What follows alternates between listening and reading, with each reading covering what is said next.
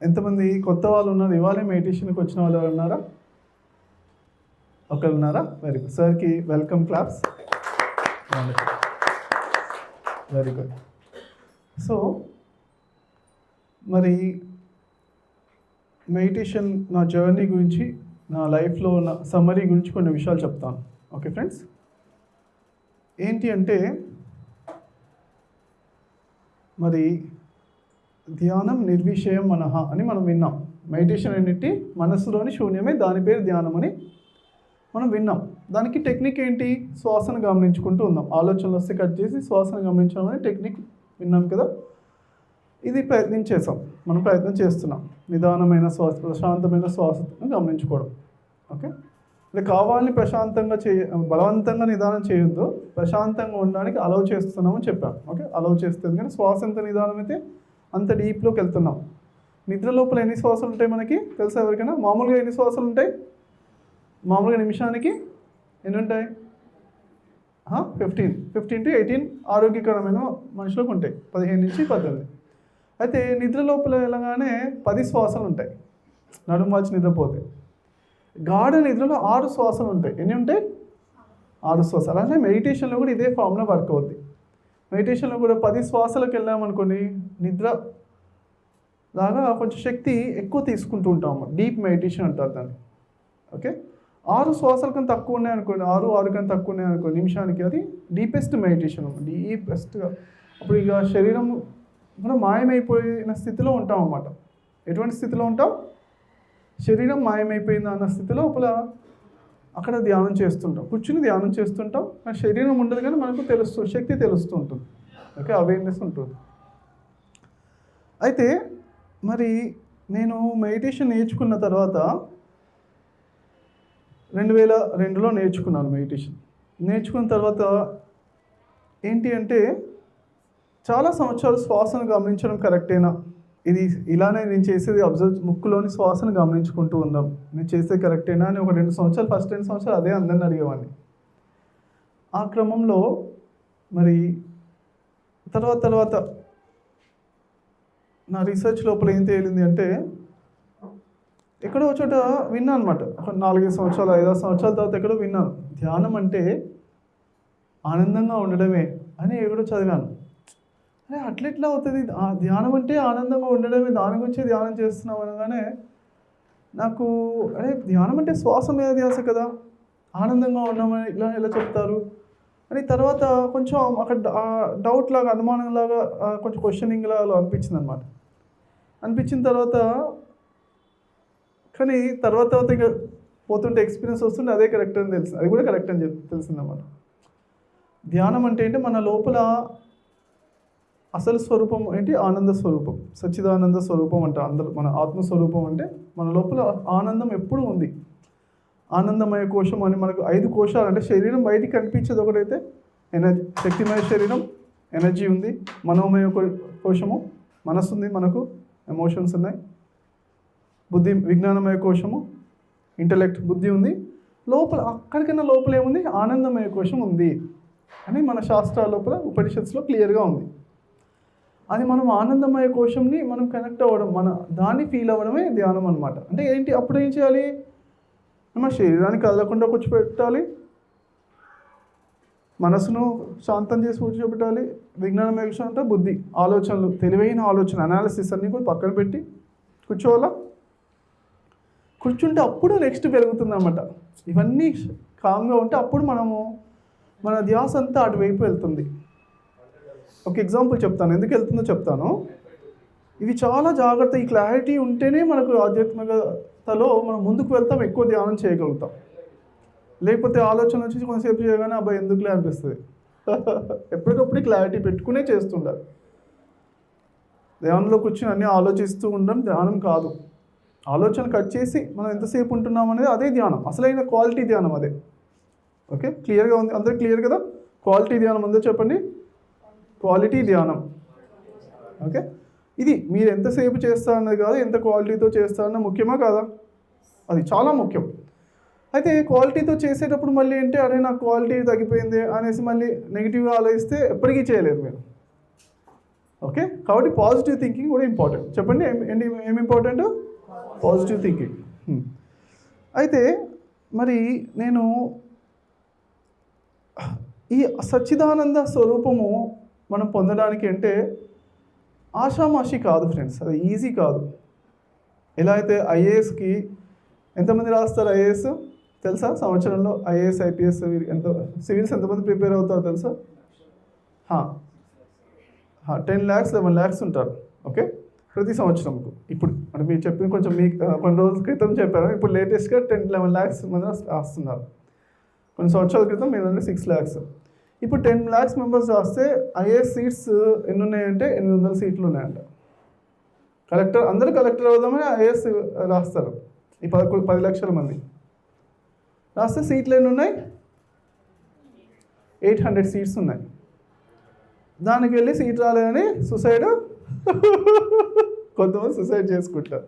Okay, ప్రతిసారి కూడా అలా సూసైడ్ చేసుకుని వెళ్ళారంట, ఏదో మరి ఎంబీబీఎస్ సీట్ రాలేదని. బట్ ఆయన చేసుకోలేదు కాబట్టి మనం మెడిటేషన్ నేర్చుకుని సార్కి ఒకసారి క్లాస్. ఓకే, అయితే ఎలా అయితే సార్కి ఎంబీబీఎస్ సీట్ రాకున్నా కానీ తర్వాత జాబ్ చేశారు, తర్వాత మెడిటేషన్ ఎలా సక్సెస్ అయ్యారో, సక్సెస్ అయితే కంపల్సరీ అయ్యారు కదా. ఆ టైంలో రాకుండా నెక్స్ట్ కొన్ని సంవత్సరాల తర్వాత మెగా సక్సెస్ అయిన లైఫ్ అని అయినా కానీ వావ్ అనేట్టుగా మనం కృషి ఎక్కడ కూడా మనం చేసిన కృషి ఎప్పుడు లాభం వేస్తుంది కానీ తగ్గదు అనేది స్పిరిచువాలిటీలో ఒక ప్రాథమిక సూత్రం అన్నమాట. భగవద్గీతలో చెప్పారు. ఇది మీరు ఎంత ధ్యాన సాధన చేసినా కానీ మీకు కంటిన్యూ అవుతుంది, ఎక్కడో చోట కంటిన్యూ అవుతుంది. మీరు చేసిన తపస్సులు ధ్యానాలు అన్నీ కూడా స్పిరిచువాలిటీలో ఏం చేసినా కానీ అది ఈ జన్మలో ఎంత చేసినా నెక్స్ట్ జన్మలో అక్కడి నుంచి కంటిన్యూ అవుతుందని చెప్పారు కదా. భరోసా ఇచ్చారు శ్రీకృష్ణ యోగ భ్రష్టత్వం అనే కాన్సెప్ట్ లోపల. ఓకే, ఎంత చేసి మళ్ళీ కింద పడిపోయినట్టుగా అనిపిస్తుంది కొంతమందికి, అనిపోయినా ఏం పర్లే, కంగారు లేదు, మళ్ళీ నెక్స్ట్ జన్మలో అక్కడి నుంచి కంటిన్యూ అవుతుందని చెప్తారు. కాబట్టి ఆ గ్యారంటీకి ఒకసారి క్లాప్స్ కొడదాం. సో అయితే ఇక్కడ ఏంటంటే సచ్చిదానందాన్ని పొందడమే దీన్ని జ్ఞానోదయం అంటారు. ఏమంటారు? జ్ఞానోదయం, ఎన్లైటన్మెంట్ అంటారు అన్నమాట. దానికి కూడా ఒక కోటా ఉంది కలియుగంలో. ఎంబీబీఎస్ సీట్లకే కోటా ఉందా? దీనికి కోటా ఉంది. ప్రతి సంవత్సరం ఒకతను చెప్పాడనమాట మాకు, ఒక తెలిసిన ఆయన 13 సంవత్సరాలు ఐఏఎస్కి ప్రిపేర్ అయ్యారు, కలెక్టర్ అవుదామని. 13 సంవత్సరాల తర్వాత టీచర్ జాబ్ వచ్చింది, టీచర్ జాబ్ కూడా రాస్తారు. టీచర్ జాబ్లో జాయిన్ అయిపోయారు. జాయిన్ అయిపోతే నేను అడిగాను అనమాట, నేను అప్పుడు ఇంటర్మీడియట్ చదువుతున్నాను,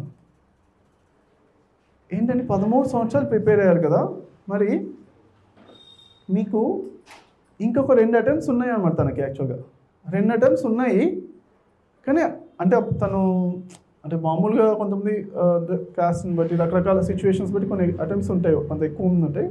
ఒక్కొక్క క్యాస్ట్ వాళ్ళకు కొన్ని అటెంప్ట్స్ తక్కువ ఉండొచ్చు, కానీ బట్ అతనికి ఇంకో 1-2 అటెంప్ట్స్ ఉన్నాయంట. అయితే ఆ 2 అటెంప్ట్స్ ఎందుకు ట్రై చేయలేదండి? కలెక్టర్ అవ్వడానికి 13 సంవత్సరాల తర్వాత చేసి ఆ 2 సంవత్సరాలు ఎందుకు చేయలేదు అని నేను ఆశ్చర్యంగా అడిగాను. అడిగితే ఆయన వజ్రము పుట్టాలి నాన్న. ఓకే, వజ్రం ఎప్పుడైనా ఏదైనా ఒక బొగ్గును తీసి కడిగితే వజ్రం ఏం కాదు, వజ్రం అనేది పుడుతుంది అంతే అని చెప్పాను. ఓకేనా, ఇది చాలా డిస్కరేజింగ్గా అనిపించింది నాకు. కానీ అఫ్కోర్స్ ఆ బొగ్గే కొన్ని సంవత్సరాల తర్వాత ఏమవుతుంది, భూమిలో ఉండి ఉండి సాధన చేస్తే ఏమవుతుంది, వజ్రం అవుతుంది. అంటే మనం ఏంటి ఒక జన్మలో ఒక్కోసారి సాధించకుండా నెక్స్ట్ జన్మలోనే సాధిస్తామన్న క్లారిటీ ఉంచుకోవాలి. ఓకేనా, కానీ చాలా వరకు ఇదే జన్మలో సాధించడానికి ఏం కావాలి? శ్రద్ధ కావాలి. ఏం కావాలి ఫ్రెండ్స్? శ్రద్ధావాన్ లభతే జ్ఞానం. అందరూ రిపీట్ చేయండి, శ్రద్ధావాన్ లభతే జ్ఞానం. So claps to Shraddha. So నా జీవితంలో అంటే ఫస్ట్ నుంచి శ్రద్ధ లేనివాడు ఎవరు అంటే నేనుగా ఉండేవాను, ఇతను అన్నట్టుగా అలానే ఉంది. ఏ దానిలో శ్రద్ధగా చూపించలేదు నేను ఫస్ట్ నుంచి కూడా. చిన్నప్పటి నుంచి ఏ క్లాస్ ఫస్ట్ రాలేదు, చెల్లె అన్నయ్య 2 క్లాస్ ఫస్ట్లు వచ్చేవారు, నేను మాత్రం ఫస్ట్ రాలేదు, ఎప్పుడు చదవలేదు. చదివినా అంతే మార్క్స్ వస్తే, చదవకుండా అంతే మార్క్స్ వస్తే. నాకు ఏదో చిన్నప్పుడు ఒక ఎక్స్పెరిమెంట్ చేశాను, ఎక్స్పెరిమెంట్ నాకు అర్థమైందమ్మా, చదివినా పెద్ద మార్క్స్ ఒక 2-3 మార్క్స్ తేడా వస్తున్నాయి, చదవకుండా అదే మార్క్స్ ఒక 2-3 తక్కువ వచ్చినా అంతే వస్తున్నాయి అనేసి చదవడం మానేస్తాను. పెద్దగా ఏదో వింటూ ఉన్నా, విన్నది ఏదో గుర్తుకొస్తే రాయడం. కానీ 2004లో నాకు చాలా ఆనందకరమైన ఎక్స్పీరియన్స్ వచ్చిందన్నమాట. అది ఎంత ఆనందం అంటే దీన్ని ఫస్ట్ లెవెల్ ఆఫ్ ఎన్లైటన్మెంట్ అంటారు ఫ్రెండ్స్. అందరూ గుర్తుంచుకోండి, ఎటువంటి ఆనందాన్ని ఫస్ట్ లెవెల్ ఆఫ్ ఎన్లైటన్మెంట్ అంటారంటే, ఓకే, మీకు అంటే ఉత్తర గీతలో ఒక శ్లోకం ఉందన్నమాట. శ్రీకృష్ణుడితో ఒక శ్లోకం ఉంది, యుగ సహస్రాని అనే పదంతో స్టార్ట్ అవుతుంది. ఆ శ్లోకం పేరు మీరు సెర్చ్ చేసుకోండి.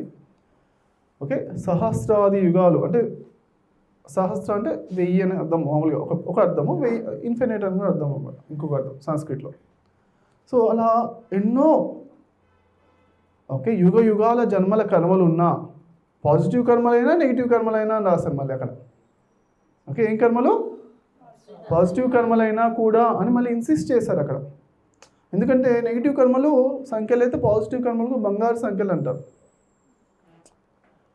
మనం ఏంటి ఆ ముక్తి అంటే ఏంటి, ఎటువంటి సిచ్యువేషన్ ఉన్నా మనం ఆనందంగా ఉండడం ఏంటి ముక్తి. ఓకే, మనకు క్లారిటీగా ఉండాలి ఈ విషయంలో. ఎందుకంటే నేను దీనికి బేస్ చెప్తాను ముందు. చిన్నప్పుడు పుస్తకంలో చదివాను అనమాట, ఏంటి, మానవ జన్మలో సర్వోత్కృష్టమైనది ముక్తి అని చదివాను 3వ తరగతిలో. అప్పుడు ముక్తి అంటే అర్థం కాలే, కానీ అన్నిటికన్నా కొడితే కుంభస్థానం కొట్టాలంటే రాస్తే ఏం చేయాలి, ముక్తి సాధించాలి అని మాత్రం, అది మాత్రం క్లారిటీగా ఉంది, ముక్తి సాధించాలి. ముక్తి అంటే ఏంటి, కోపము, బాధ, భయము నుంచి ముక్తి రావాలి, జయించడం అన్నమాట. మన కోపాన్ని మనం జయించడమే అతి ముఖ్యమైనది, మన బాధని మనం జయించడం అతి ముఖ్యమైనది అనేది స్పిరిచువల్ ఆ ఫౌండేషన్ ఎయిమ్ అనమాట. మన లక్ష్యం క్లియర్గా ఉన్నప్పుడే మనం ఏదైనా చేయగలుగుతాం ఫ్రెండ్స్. ఏదైనా వెళ్ళాలంటే లక్ష్యము మన క్లారిటీగా ఉంటే, నేను ఢిల్లీకి వెళ్ళాలి అనుకుంటే ఢిల్లీకి వెళ్తాను, లేకపోతే అటు ఇటు ఎక్కడ వెళ్తారో ఏమో తెలియదు కదా. సో అందుకే స్పిరిచువాలిటీలో అందరి లక్ష్యం ఏంటి, ముక్తి. చెప్పిన అందరి లక్ష్యం ఏంటి, ముక్తి. దాన్నే జ్ఞానోదయం అన్నారు, రకరకాల పేర్లు, నిర్వాణం అన్నారు, ఎన్లైటన్మెంట్, రకరకాల పేర్లు పెట్టుకున్నారు. ఓకే, సో ముక్తి అనేది మాత్రం మన క్లారిటీగా, నేను దుఃఖం నుంచి ముక్తి, కోపము, భయము, బాధ, ఈ 3 ముఖ్యంగా. బాధల లోపల ఏంటి, అసూయ ఒకటి ఉండొచ్చు, వాళ్ళకి ఎందుకు అలా చేశారు, నాకెందుకు ఇలా చేయలేదని, ఒక నాకే ఎందుకు ఇలా అవుతుంది, నన్ను ఏదో వాళ్ళు సరిగా చూసుకోవట్లేదు, వేరే వాళ్ళని చూసుకుంటున్నారు, నన్ను ఏమంటారు, అసూయ అంటారా. అలా రకరకాల కారణాలు ఉండొచ్చు. ఏదో ఒక కారణం వల్ల మీరు బాధ వస్తుందా, మీ ఎనర్జీస్ తక్కువ అవుతున్నాయా, మీ లోపల ఒక సునామీ లాంటి వస్తున్నాయా, ఏదో ఒక కారణం ఉండొచ్చు ఫ్రెండ్స్. ఓకే, ఏదో ఒక కారణం వల్ల మన ఎనర్జీస్ కానీ మన ఎనర్జీ లెవెల్ తగ్గుతుందా, మన ముఖంలో ఆ బ్రహ్మానంద స్థితి. చిన్నపిల్లలకి ఆనందంగా ఉంటారు, ఆ ఆనంద స్థితిలో లేకుండా మనల్ని ఏం చేస్తుంది, ఎప్పుడు ఏదో ఒకటే ఉంటుంది, చిన్న ఒకటే సెంటెన్స్ ఉంటుంది, ఈ ఒక్కటే పోతే సరిపోతే నేను ఆనందంగా ఉండొచ్చు అనుకుంటారు. నాకు ఉన్నది ఒక్కటే అండి అసూయ ఒకటే, లేకపోతే నాకు ఉన్నది ఒకటే ఈ కోపం ఒకటే, నాకు ఉన్నది ఒక్కటే, నాకు ఎందుకు ఏడుపు వస్తుంది ఎందుకో తెలియదు, కానీ వాళ్ళని చూస్తే ఏడుపు వస్తుంది, వాళ్ళని చూస్తే కడుపు మంట వస్తుంది అని రకరకాల ఒక్కొక్కరికి ఒక్కొక్కటే సమస్య ఉన్నట్టుగా అనుకుంటారు. కానీ ఒకటి పోతే ఇంకోటి ఏదో ఒకటి ఉంటుంది, ఎప్పుడూ ఉంటుంది మన ఎనర్జీ తీసేయడానికి. నారదుడు ఒకసారి, అరే నేను ఇంకా ఏముంది, నేను చాలా ఈ మాయ అంటారు కదా, ఈ మాయ ఏముంది, మాయ మామూలు వాళ్ళకన్నా అలాంటి గొప్ప వాళ్ళకి మాయ ఏముంది అని విష్ణుని, అసలు మాయ అంటే చూడాలి నాకు అని అంటారు అన్నమాట విష్ణుమూర్తిని.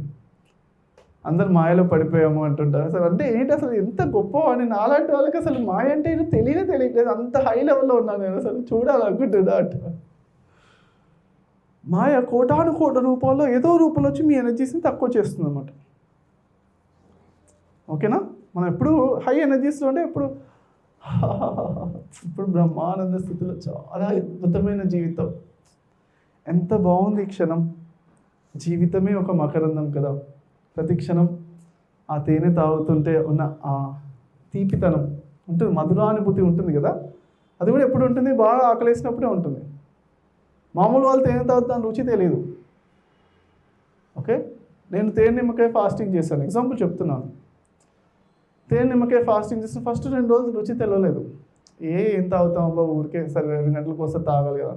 4వ రోజు అయిన తర్వాత అప్పుడు అబ్బా అమృతం లాగా ఆకలేసి ఎనర్జీ తక్కువైపోతే అప్పుడు తేనె నిమ్మకాయ 2 స్పూన్లు వేసుకుని తాగు, ఆహా దీన్ని మించింది ఉందా అన్న ఫీలింగ్ వస్తుంది మనకి. ఎందుకంటే అప్పుడు బాడీలో టాక్సిన్స్ ఉంటే రుచి తెలియదు, బాడీలో అన్ని చెత్త అంతా కొవ్వంతా కరిగిపోయిందో అది అప్పుడే అసలైన రుచి ఆహారంలో తెలుస్తుంది. అంతేనే కదా, ఎంతమంది అగ్రీ అవుతారు? అసలైన ఆకలి ఉన్నప్పుడే రుచి బాగా తెలుస్తుంది. సో అట్లనే అంటే మన జీవితం అంతా కూడా ఎంత బాగుంది అని జీవించడానికి ఉన్న ఒక శాస్త్రం ఉందన్నమాట. అది చాలా జాగ్రత్తగా మనం నేర్చుకోవాలి ప్రతి క్షణము కూడా. 1% మనము అన్అవేర్నెస్తో ఉంటే తెచ్చుకునే శక్తి అంతా కోల్పోతున్నాము.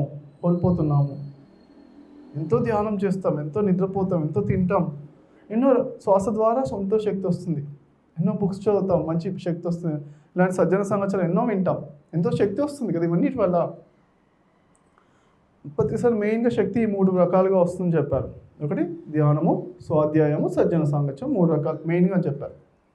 ఓకే, బట్ అఫ్కోర్స్ తింటే వస్తుంది, శ్వాస పీల్చుకుని వస్తుంది, ఎన్నో ప్రకృతితో టైం స్పెండ్ చేస్తూ వస్తుంది, ఎన్నెన్నో ఉన్నాయి. బట్ మెయిన్గా ఈ 3 తెచ్చుకున్న శక్తిని మరి కోపం వచ్చినప్పుడు ఏమవుతుంది, బాధ వచ్చినప్పుడు, భయం వచ్చినప్పుడు, అసూయ వచ్చినప్పుడు, ఇంకెప్పుడు ఏమొచ్చినా మన లోపల కలకలం లేకపోతే మన శక్తి అంతా ఉన్నది ఉంచుకున్నది పాయ అన్నట్టుగా ఏదో ఒక రూపంలో మాయ, ఏదో ఒక అనేక కోటానుకోట్ల రూపాయలు ఏదో రూపంలో వస్తారు. అది కూడా ఎప్పుడు రోజు మీ పొద్దున్న సాయంత్రం ఎన్నిసార్లు మీరు మాయలో పడుతున్నారు అంటే ఎనర్జీ కొంచెం డౌన్ అయినట్టుగా అనిపిస్తుంది. చెక్ చేసుకోవాలి ఫ్రెండ్స్. ఓకే, బట్ ఈ చెక్ చేసుకోవడానికి కూడా ఏంటి, మీకు తెలియకుండా చేసాం. ఓకే, భగవంతుడిగా ఉన్న మనకు తెలియకుండా చేసుకున్నాం అన్నమాట. ఓకేనా, శక్తి గురించి తెలిసిందనుకోండి ఈజీగా పెంచుకునే అవకాశం ఉందా లేదా కొంతవరకు అని అనుకుంటారు యాక్చువల్గా, కానీ అది కూడా లేదనమాట. మాయ అప్పుడు కూడా ఏదో మాయ చేసేస్తుంది. ఇప్పుడు బ్యాంక్ అకౌంట్లో మనకు మీరందరూ కోటీశ్వరులు కావాలనుకున్నారు అనుకోండి, అవ్వాలనుకుంటే మనకు క్లారిటీ ఉండాలి. ఫస్ట్ కోటీశ్వరులు కావాలి అనుకున్న తర్వాత ఖర్చు ఎంత ఉంది, లాభం ఎంత ఉంది, రోజు చూసుకుంటూ ఉండాలి. రైట్ ఇన్వెస్ట్మెంట్స్ చేస్తుండాలి, అంతేనా? ఎందులో ఇన్వెస్ట్ చేయాలి చూసుకోవాలి. అప్పుడు మనం కోటీశ్వరులు అవుతామా అమ్మ? సేమ్ ధ్యానం కూడా ఇదే.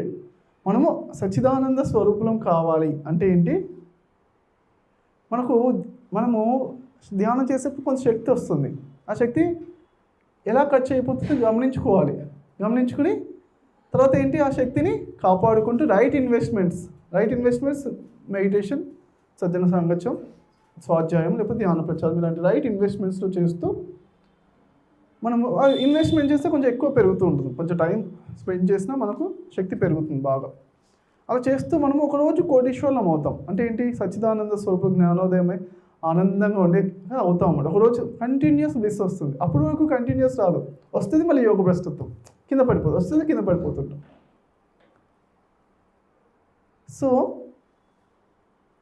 మరి నేను ఈ ఆనందం పైన నాకు 2004లో వచ్చిన తర్వాత ఎంత ఆనందం ఉంది అని తెలిసిన తర్వాత మళ్ళీ ఎలా రావాలి అని నేను బాగా ఇంట్రెస్ట్ అనిపించింది అన్నమాట. నాకు అరే రియల్ కదా, నాకు ఆనందమే మన జీవితంలో పడితే ఆనందాన్ని పట్టాలి, అసలైన ఆనందం ఇదే. అయితే మనము ధ్యానం చేస్తుంటే ప్రతి సంవత్సరం కొంచెం ఆనందం పెరుగుతుంది. ఓకే, ఎంతమంది ఇక్కడ సీనియర్ మెడిటేటర్స్ ఉన్నవాళ్ళు ప్రతి సంవత్సరం నాకు ఆనందం పెరుగుతుంది ధ్యానంలో ఉన్నవాళ్ళు చేతులు ఎత్తండి. ఇక్కడ ఉన్నవాళ్ళు ఓకే, మంచిగా చేతులు ఎత్తండి. 1 2 3 4 5 6 7 8 9 10 11 మెంబర్స్ ఉన్నారు. ఓకే, సో వీళ్ళకి క్లాప్స్ కొడదాం.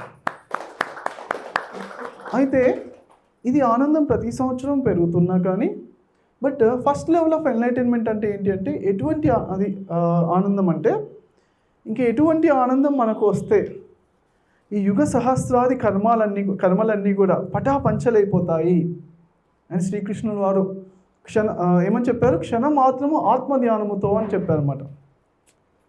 ఆ శ్లోకంలో ఆత్మధ్యానముతో అంటే ఏంటి, ఆత్మ అంటే ఆనందం, అంటే ఆ ఆనందకరమైన ఒక్క క్షణం వచ్చినా కానీ ఈ జన్మల కర్మలు పటాపంచలైపోతున్నాయి అని చెప్పారన్నమాట. అది నాకు జరిగింది. ఎందుకు జరిగింది అంటున్నానంటే, ఆ రోజు నుంచి నాకు క్లియర్గా ఈ భూమి మీద ఏమి చేసినా, ఏమి జరిగినా, ఓకే, ఎవరు ఏమన్నా అది పట్టించుకోబుద్ధి కావట్లేదు నాకు. మెచ్చుకుంటే ఇదివరకు మెచ్చుకున్నారు కానీ కొంచెం సంతోషం పెరిగిపోయేది. ఎవరైనా తిడితే కొంచెం కుంగిపోవడం, నాకు అనుకోని ఈ పని అయితే నాకు నచ్చినట్టుగా అవ్వాలి, వాళ్ళు నాకు నచ్చినట్టుగానే ప్రవర్తించాలి కదా. అంతే కదా, మన మనిషి అంటే ఏంటి, ఇగో మన మనసు ఉంటుంది. వాళ్ళు ఎదుటి వాళ్ళు మనకు కొంచెం మంచి ఫ్రెండ్స్ అనుకోగానే వాళ్ళు నాకు నచ్చినట్టుగానే ఉండాలి. నచ్చకుండా ఒక్క పని ఏమని చేస్తే మనకు ఏమవుతుంది, మన శక్తి అంతా పోయినట్టు అనిపిస్తుంది. అంతేనా కదా జనరల్గా. ఒకసారి నా క్లాస్మేట్, నేను అనుకున్నాను నా ఎంఎస్సి క్లాస్మేట్, తను నా దగ్గరకు వచ్చి మాట్లాడతామో ఇట్లా రమ్మన్నాను, నేను రాను అంది. అన్నందుకు నా లోపల శక్తి అంతా అతలాకుతలమై మొత్తం భూకంపం వచ్చేస్తుంది అన్నమాట. ఏంటబ్బా భూకంపం వచ్చేసి అటు ఇటు చూస్తున్నా బస్సులో ఉన్నప్పుడు. అందరు కామ్గా నుంచి అలా కామ్గా ఉన్నారు, రిలాక్స్గా ఉన్నారు. అంటే భూకంపం నాకే వస్తుందన్నమాట. అంత సెన్సిటివ్ హృదయాలు కొంతమందికి ఉంటే అలాంటి వల్ల నేను ఒకటి ఉండే ఆ టైంలో. నిజంగా భూకంపం అంటే లిటరల్గా భూకంపం, ఇలా మొత్తం ఊగిపోతుంది, బస్సు మొత్తం ఊగిపోయి అక్కడ కింద పడిపోతుంది అన్నట్టుగా భూకంపం వచ్చేస్తుంది. ఎందుకో తను జస్ట్ ఇలా మాట్లాడదాం రమ్మంటే నేను రాను అన్నట్టు. అంత మాత్రం చేత నాకు తెలియదు నా లోపల అంత ఎక్స్పెక్టేషన్ ఉందని.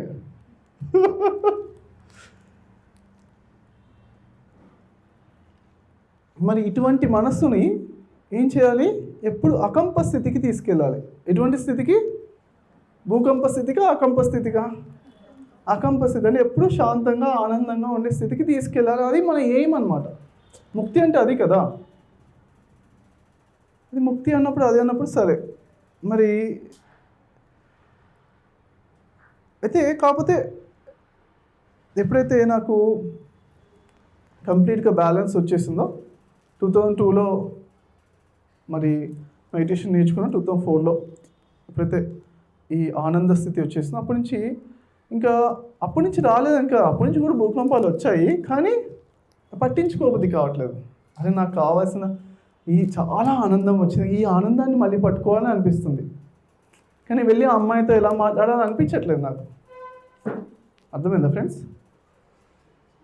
ఓకే, అంటే క్లారిటీ వచ్చిందనమాట నాకు. ఆ క్లారిటీ రావడమే ఫస్ట్ లెవెల్ ఆఫ్ ఎన్లైటన్మెంట్.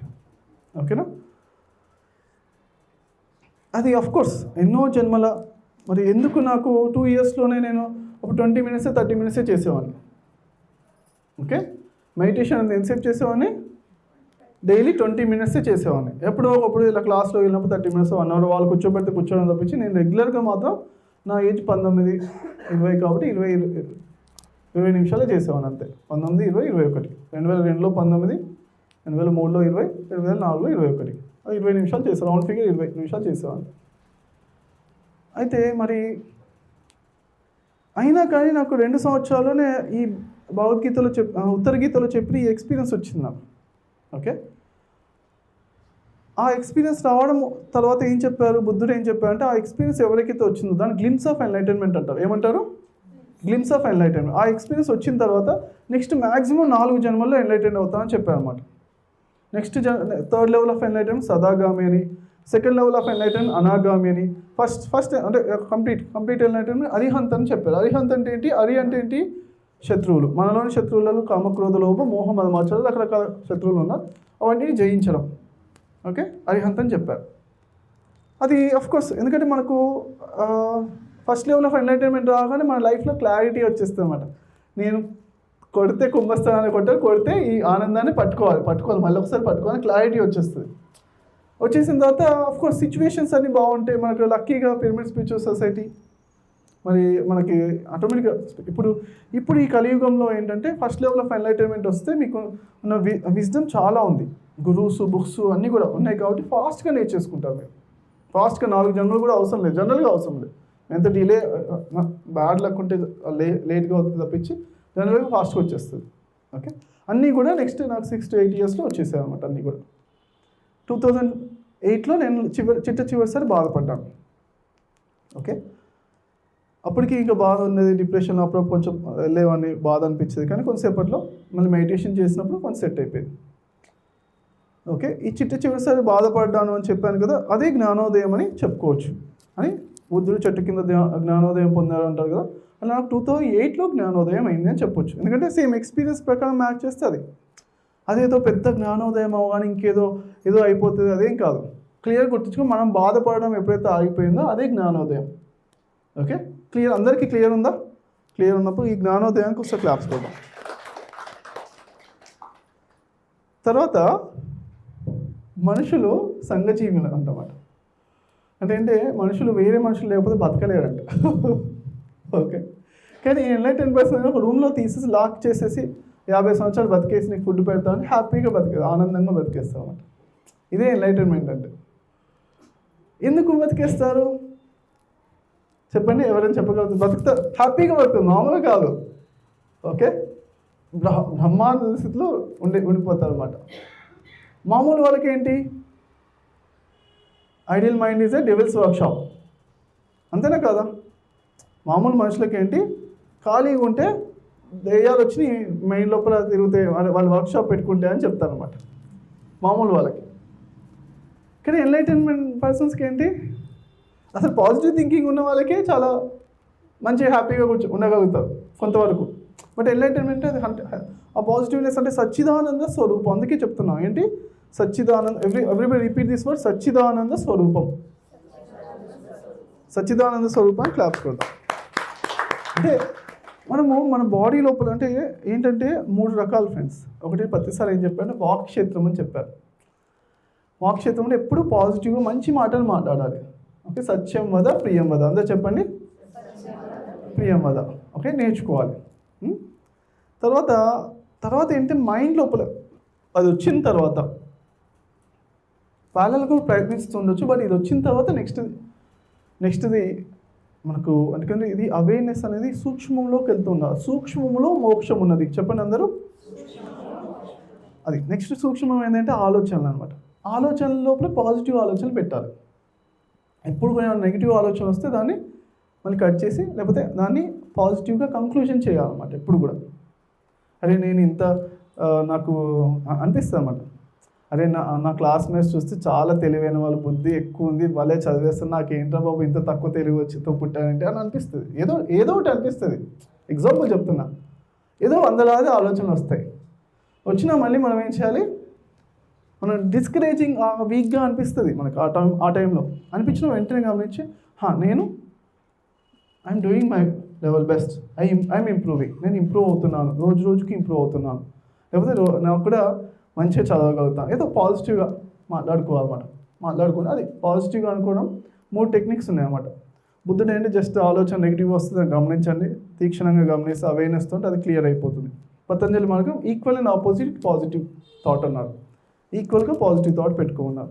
నేను ఇంకోటి కనిపెట్టిందంటే నవ్వడం, చిరునవ్వు, లేకపోతే గట్టిగా నవ్వడం, నవ్వుతే కూడా ఆలోచన షార్టర్ అయిపోతుంది. నెగిటివ్ థాట్స్ అన్నీ కూడా వైబ్రేషన్స్ అన్ని క్లియర్ అయిపోతున్నాయి.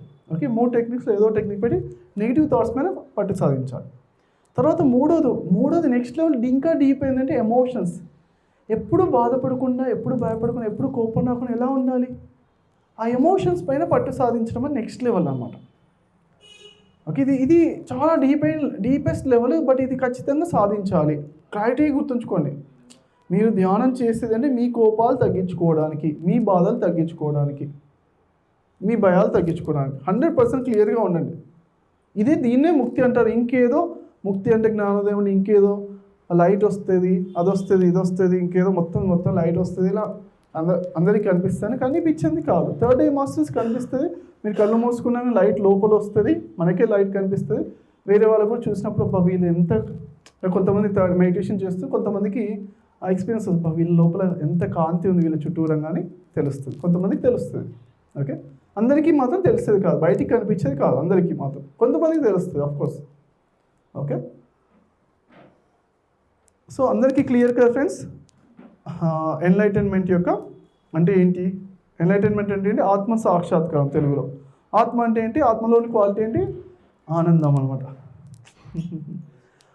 మన లైఫ్ స్టైల్ని ఆనందంగా ఉండేట్టుగా మలుచుకోవడమే ఎన్లైటన్మెంట్. ఓకే, సో మన లైఫ్ స్టైల్ని ఎలా మలుచుకోవాలి? ఎప్పుడూ ఆనందంగా ఉండేటట్టుగా మనము తీర్చిదిద్దుకోవాలి. చక్కగా డిజైన్ చేసి ఎక్స్పర్టైజ్గా నార్మల్గా ఉంటాం. ఓకే, సో మన జీవితం కూడా ఎలా ఉంటుందంటే కొండలు ఎక్కడాలు, లోయల్లో పోయడాలు అలా ఉంటుంది ఎప్పుడు కదా. చాలాసార్లు చూసుకున్నా అరే భలే అనిపిస్తుంది కొన్నిసార్లు. పర్వాలేదు సార్, నీ ఇష్టం, తీసుకోవద్దు. 1 minute మెడిటేషన్ ఫ్రెండ్స్, ఇంతలో అడ్జస్ట్ చేసుకుంటారు. 1 0 very good. Okay, thank you friends. అయితే మన జీవితం అనేది ఎప్పుడు కూడా ఒక్కోసారి హ్యాపీనెస్ కొండలు ఎక్కినట్టుగా ఉంటుంది, ఒక్కోసారి లోయల్లో పడిపోయినట్టుగా, ఎవరో తోసేసినట్టుగా అనిపిస్తుంది. అయితే మనము యోగ చిత్తవృత్తి నిరోధ అన్నారు. ఏమన్నా రిపీట్ చేయండి అందరూ. యోగ చిత్తవృత్తి నిరోధ అంటే ఏంటంటే, చిత్తవృత్తి అంటే మన మనస్సు మరియు చిత్తము ఏంటంటే ఎమోషన్స్ అన్నమాట. రకరకాల ఎమోషన్స్ ఉంటాయి. ఎమోషన్స్ ఏంటే అవి ఈ జన్మలో ఉండొచ్చు, కాబట్టి సబ్కాన్షియస్ మైండ్ ఎప్పుడెప్పుడో ఎన్నెన్నో ఉండొచ్చు అనమాట. మనం చిన్నప్పుడు ఎవరో మనల్ని కొట్టినా కానీ, ఎత్తిమించులో కొట్టినా కానీ, తిట్టినా కానీ, అవన్నీ లోపల సప్రెస్గా ఉంటాయి. ఏదో టైంలో అది మన జీవితాన్ని శాసిస్తూ ఉంటాయి అన్నమాట. ఇప్పటికీ ఎంత పెద్దవాళ్ళైనా ఎవరో ఏదో అన్నది మనం పట్టించుకో, ఉన్నది ఎక్కడో లోపల ఉంటుంది. అదేం చేస్తుంది, సబ్కాన్షియస్ చిత్తవృత్తిని సబ్కాన్షియస్ మైండ్గా గుర్తుంచుకోండి. సబ్కాన్షియస్ నుంచి ఎక్కడెక్కడ లోపల నుంచి వస్తుంటుంది అన్నమాట. ఓకే, సో కాబట్టి ఈ చిత్తవృత్తి అంటే ఏంటి, మనం ఆ లోపల నుంచి వచ్చేది కూడా మనము చాలా జాగ్రత్తగా గమనించుకుని అవన్నీ కూడా మనకు ఎఫెక్ట్ కాకుండా మనకు అది నేర్చుకోవడం అంట, విద్య సాధించడం అంటారు దీన్ని. ఎమోషన్స్ని కంప్లీట్గా మాస్టరీ చేయడం అంటారు అన్నమాట. ఓకేనా ఫ్రెండ్స్, ఎమోషన్స్ని కంప్లీట్గా మాస్టరీ చేయడం. సో వెళ్తారా సార్, అటు వెళ్తారా? Very good.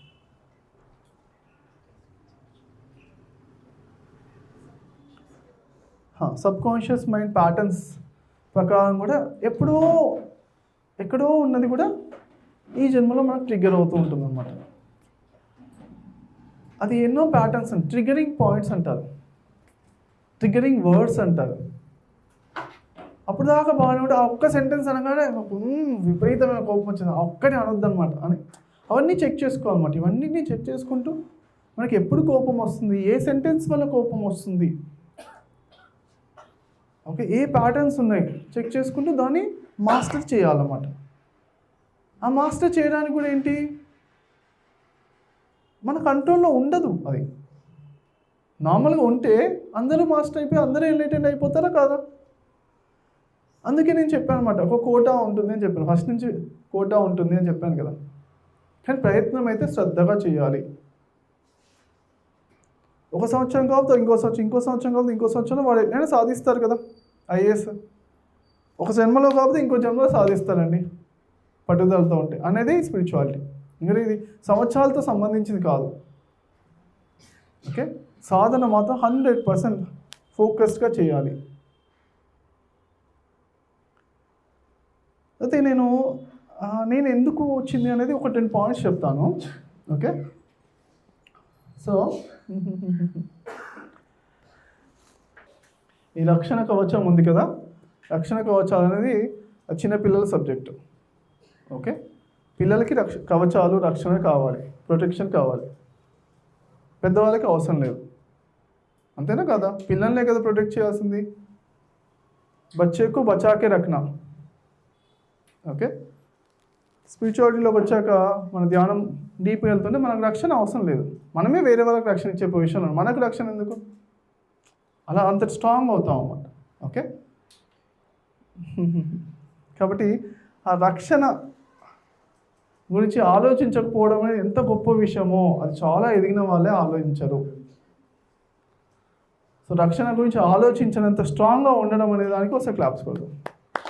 ఓకేనా? ఏం చెప్పాను? రక్షణ కవచం ముందు ఏం చెప్పాము?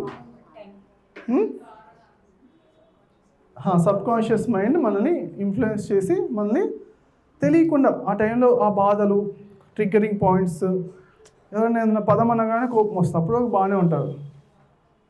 ముఖ్యంగా అంటే ఒక ఎగ్జాంపుల్స్ చెప్తున్నాను, లైవ్లో ఎగ్జాంపుల్స్ చెప్పాలంటే చెక్ చేసుకోవాలన్నమాట, మీకు మీరే చెక్ చేసుకోవాలి. బట్ పెళ్ళైన వాళ్ళకంటే కొన్ని మాయలు ఉంటాయి అన్నమాట. ఇవి తెలియక హస్బెండ్ ఎప్పుడైనా భార్య వాళ్ళ అమ్మ గురించో, నాన్న గురించో, తమ్ముడు గురించి, వాళ్ళ రిలేటివ్స్ని ఏమన్నా వీళ్ళకి కోపం వచ్చేస్తుంది అన్నమాట. వీళ్ళని అన్నంతకన్నా ఎక్కువ కోపం వస్తుంది కాబట్టి. ఓకే, తర్వాత అలాంటి పాయింట్స్ చూసుకోవాలన్నమాట. ఒక్కోసారి దేనికి ఎక్కువ హ్యాపీనెస్ వస్తుంది, దేనికి ఎక్కువ సాడ్నెస్ వస్తుంది అనేది కూడా అంతా కూడా మాయా. మాయా అంటే ఏంటి? సిస్టమ్ అనమాట. ఓకే, జనరల్గా ఇవన్నీ ఈ పాయింట్స్కి లేడీస్కి కోపాలు వస్తాయంట, ఈ జనరల్గా ఈ పాయింట్స్కి జెంట్స్కి వచ్చే అవకాశం ఉంది. అలా అనమాట. అన్ని పాయింట్స్ అని ఆ మాయ లోపల జనరల్ పాయింట్స్ ఉంటాయి అన్నమాట. ఓకే,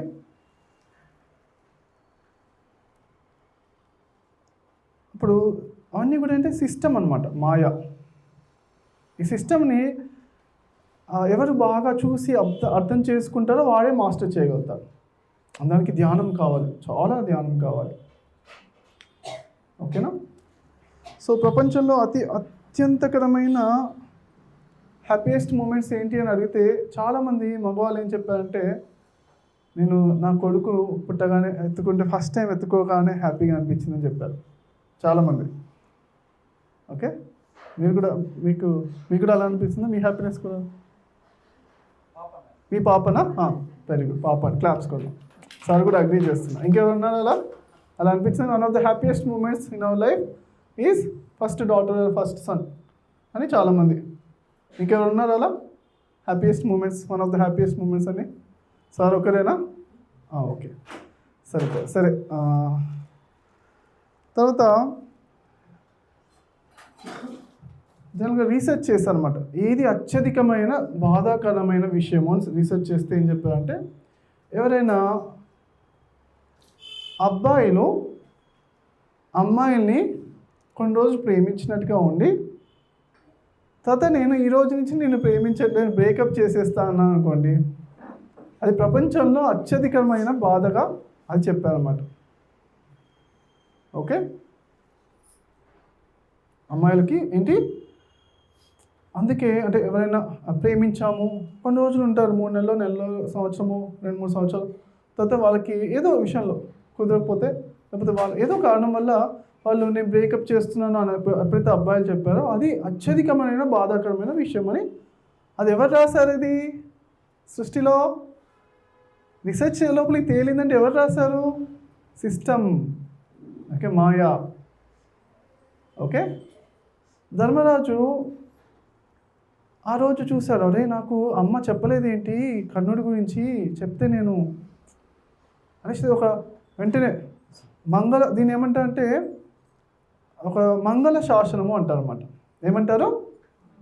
మంగళ శాసనం అంటే సృష్టి నియమాలు విశ్వం అంతటికి కనెక్ట్ అవుతూ ఆ మాయ లోపల ఏమైనా ఫార్ములా మార్చారనుకోండి, దాన్ని మంగళ శాసనం అంట. అప్పుడు ఏం చెప్పారు ఆయన?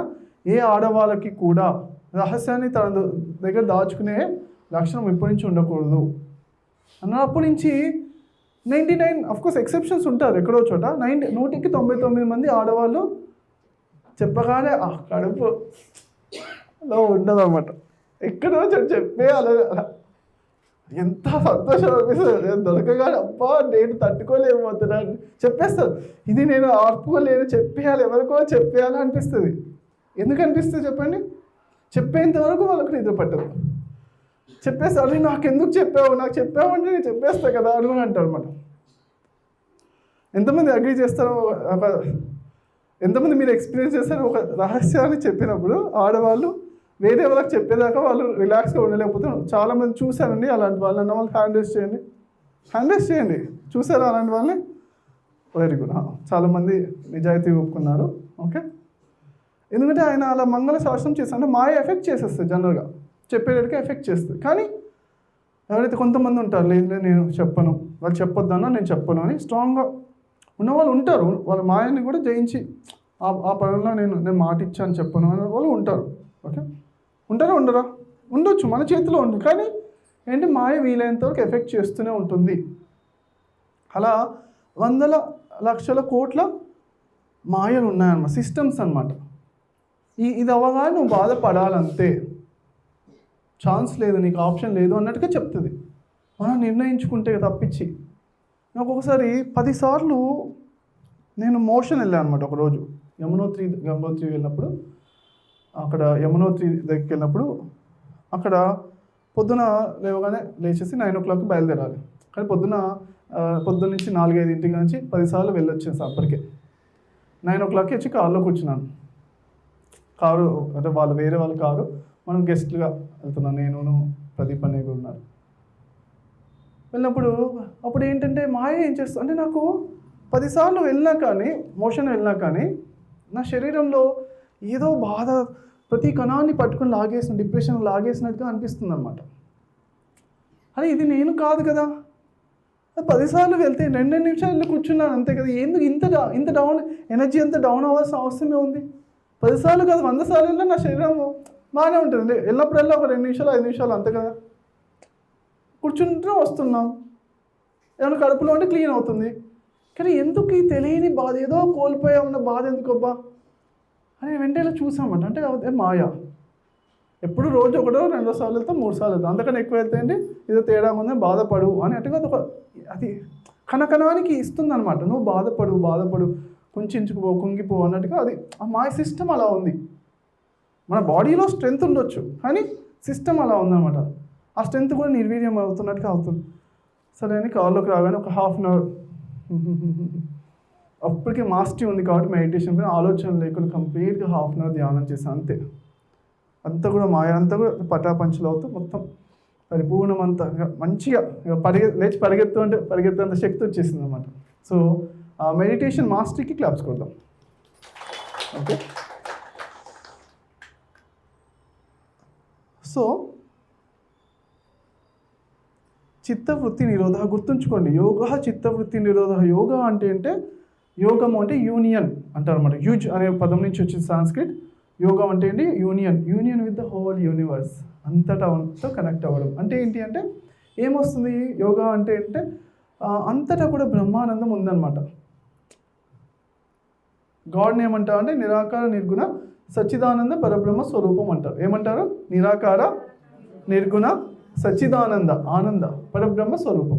ఓకే, ఇది అందరూ అగ్రీ చేస్తారు, మన శాస్త్రాలు అన్నింటిలో అగ్రీ చేస్తారు అన్నమాట. ఓకే, ఆనందం అనేది ఉంటుంది అంతటా ఉన్నది ఆనందమే.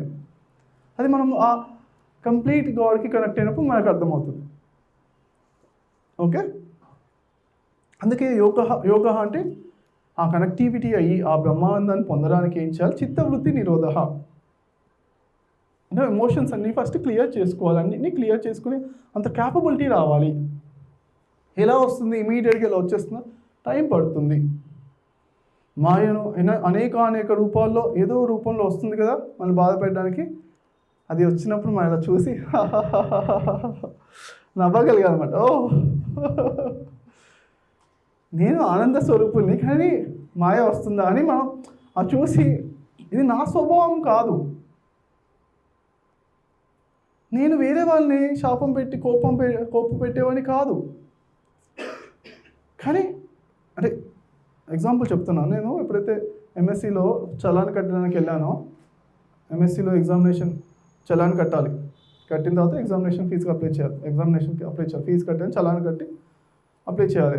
ఆ రోజు మనము యాజ్ యూజువల్ మన ఇండియన్ ఫిలాసఫీ ప్రకారంగా లాస్ట్ రోజు 5 o'clock అంటే మధ్యాహ్నం 3 o'clock తర్వాతే అది వెళ్ళి లైన్లో నుంచుంది అక్కడ. సో నుంచుంటే లైన్ అంటే ఏంటి, ఎదురుగా ఒకతను ఉన్నాడు, వెనకాల నేను ఉన్నా అంతే. ఆ ఎస్బీఐలో ఉన్న అతను గట్టిగా అడిచేస్తూ తిడుతూ, లైన్లో నుంచోరా, ఎందుకు బుద్ధి ఉందా, అసలు ఏం చేస్తున్నారు చదువుకునే వాళ్ళు అనుకుంటే బాగా గట్టిగా అడిచేస్తున్నమాట. అనిపించినప్పుడు ఆ రోజు నాకు మనసు చాలా బాధపడే మనస్తత్వం కదా అప్పటికి నాకు. సో మరి అప్పుడు ఏమనిపించిందంటే, అరే ఎస్బీఐలో ఉన్న తర్వాత అంటే గవర్నమెంట్ జాబ్, లో ఉన్న వాళ్ళు ప్రైవేట్ జాబ్లో ఉన్న వాళ్ళు అంత తీరుతూ మాట్లాడరు ఫ్రెండ్స్. మాట్లాడతారా చెప్పండి? ప్రైవేట్ బ్యాంక్లో ఉన్న తీరుతారా? తీరితే వాడు ఉద్యోగం వెంటనే తీసేరా? కంప్లైంట్ చేస్తేదో అంటే నేను కంప్లైంట్ చేయలేదు. నేను అనుకున్నా అవన్నీ అంటే ఏదో అనిపించింది అనమాట. అరే వీళ్ళు ఇట్లా తిడుతున్నారు ఏంటి, ఇంతగానం రెస్పెక్ట్ లేకుండా, కస్టమైజ్ కావడం అన్నీ అంటుంటారు. కానీ సరే ఇప్పుడు ఏం చేద్దాం? మళ్ళీ ఇంకోటి, మనం పుస్తకాలు చదువుతున్నాం, బుక్స్ చదువుతుంటాం, పేపర్లు చదువుతుంటాం. దాని లోపల చెప్పారన్నమాట, ఒక 100 మంది స్టూడెంట్స్ని అడిగారంట ఇండియాలోనే ఏదో దేశంలో, మీరు పెద్ద అయ్యాక మీ జాబ్ వచ్చాక లంచం తీసుకుంటారా అని. 100 మందిలో ఒకరో ఇద్దరు లంచం తీసుకుని నిజాయితీగా ఒప్పుకున్నారు. మిగతా 98 మంది లంచం తీసుకోను అని చెప్పారంట. కానీ పెద్ద అయ్యాక మళ్ళీ ఒక 10-15 సంవత్సరాల తర్వాత వాళ్ళు వెళ్ళి రీసెర్చ్ చేస్తే దానిలో 40% 50% మంది లంచాలు తీసుకుంటున్నారంట. అంటే ఏజ్ పెరుగుతుంటే ఏమవుతుంది? బుద్ధి పెరగాల, బుద్ధి పెరిగి లంచం ఎలా తీసుకోవాలని ఆలోచిస్తున్నారు అందరూ. అంటే అలా ఉంది. అంటే మన ఏజ్ పెరుగుతుంటే ఏంటంటే మనకు క్లారిటీ, ఫౌండేషన్ సరిగా లేకపోతే ఏంటి, మనం కూడా ఇలా కోపాన్ని, ఆయన కోపం ఆయన కంట్రోల్లో ఉంటుందో చెప్పండి? ఆయన కంట్రోల్లో ఉంటే ఆయన కూడా బుద్ధుడు అయ్యేవాడు కదా, అంతేనా కదా? కోర్స్ ఆయనకి ఏంటంటే ఒక ఆప్షన్ ఉంది, గవర్నమెంట్ జాబ్ ఉంది కాబట్టి కోపం వచ్చినా ఆయన ఎవరో అనకపోతే, ఎవరు కంప్లైంట్ లేకపోతే జాబ్ అయితే తీసేయరు. ఒక కాన్ఫిడెన్స్ ఉంది కాబట్టి ఆయన కోపాన్ని తను హ్యాపీగా ఎక్స్ప్రెస్ చేసి సంతోషపడుతున్నారు. కోపాన్ని ఎక్స్ప్రెస్ చేయడం కూడా అదో సంతోషం అని ఫీల్ అవుతుంటారా కాదా? కోపాన్ని సప్రెస్ చేయొద్దండి, ఎక్స్ప్రెస్ చేయండి అని కూడా కొంతమంది సెంటెన్స్ చెప్తున్నా చెప్పట్లేదా? కోపాన్ని సప్రెస్ చేస్తే అది ఇంకా ప్రాబ్లం అవుతుంది, అంతేనా కదా? కానీ ధ్యానం చేసేవాళ్ళు కోపాన్ని బ్యాలెన్స్ చేసుకోవచ్చు. ధ్యానం మీరు ఆలోచన అయితే స్థితిలో మంచిగా ధ్యానం చేస్తుంటే అప్పుడు మీరు సప్రెస్ చేసినా ఏమైనా మీకు సైడ్ ఎఫెక్ట్స్ ఏమో ఇంకా మంచి లాభాలే వస్తాయి. మిగతా వాళ్ళు కోపాన్ని సప్రెస్ చేస్తే ఆఫ్కోర్స్ అది ఇంకో విధంగా తిరగొచ్చు. కానీ మన ధ్యానం రెగ్యులర్గా మంచిగా శ్రద్ధగా చేస్తుంటే, ఆలోచన రహిత స్థితిలో చేస్తుంటే మీకు కోపాన్ని అప్పుడు ఆపినా అది మీకు మంచి జరుగుతుంది, మీకు అందరికీ మంచి జరుగుతుంది ఫ్రెండ్స్. అదే అప్పుడు నిర్ణయించుకున్నా, నేను మాత్రం పెద్దయ్యాక ఏజ్ పెరుగుతున్నప్పుడు మన కోపం పెంచుకోను, వేరే వాళ్ళకు చూపించను, చూపించినా కానీ ఆఫ్కోర్స్ ఏదైనా అంటే ఇంపార్టెంట్ ఆస్పెక్ట్ ఏమైనా మనం ప్రదర్శించడం వేరు, కోపం వచ్చేసిందని వేరు. రెండింటిలో డిఫరెన్స్ ఉంది కదా. కోపాన్ని ప్రదర్శించడం వేరు, కోపం వచ్చేసి మనము మన కంట్రోల్లో లేకుండా ఏదో ఒకటి అనేసి తర్వాత అబ్బా ఎందుకు అబ్బా నవ్వాలి, మన బాడీలో ఎంతో హెల్త్ ప్రాబ్లమ్స్ వచ్చాయి కోపం వల్లనే, బీపీలు పెరిగాయి అని అది కావాలా? సో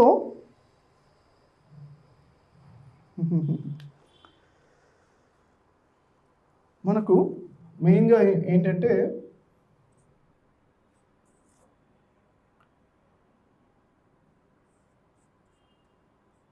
ఫస్ట్ ఏంటి,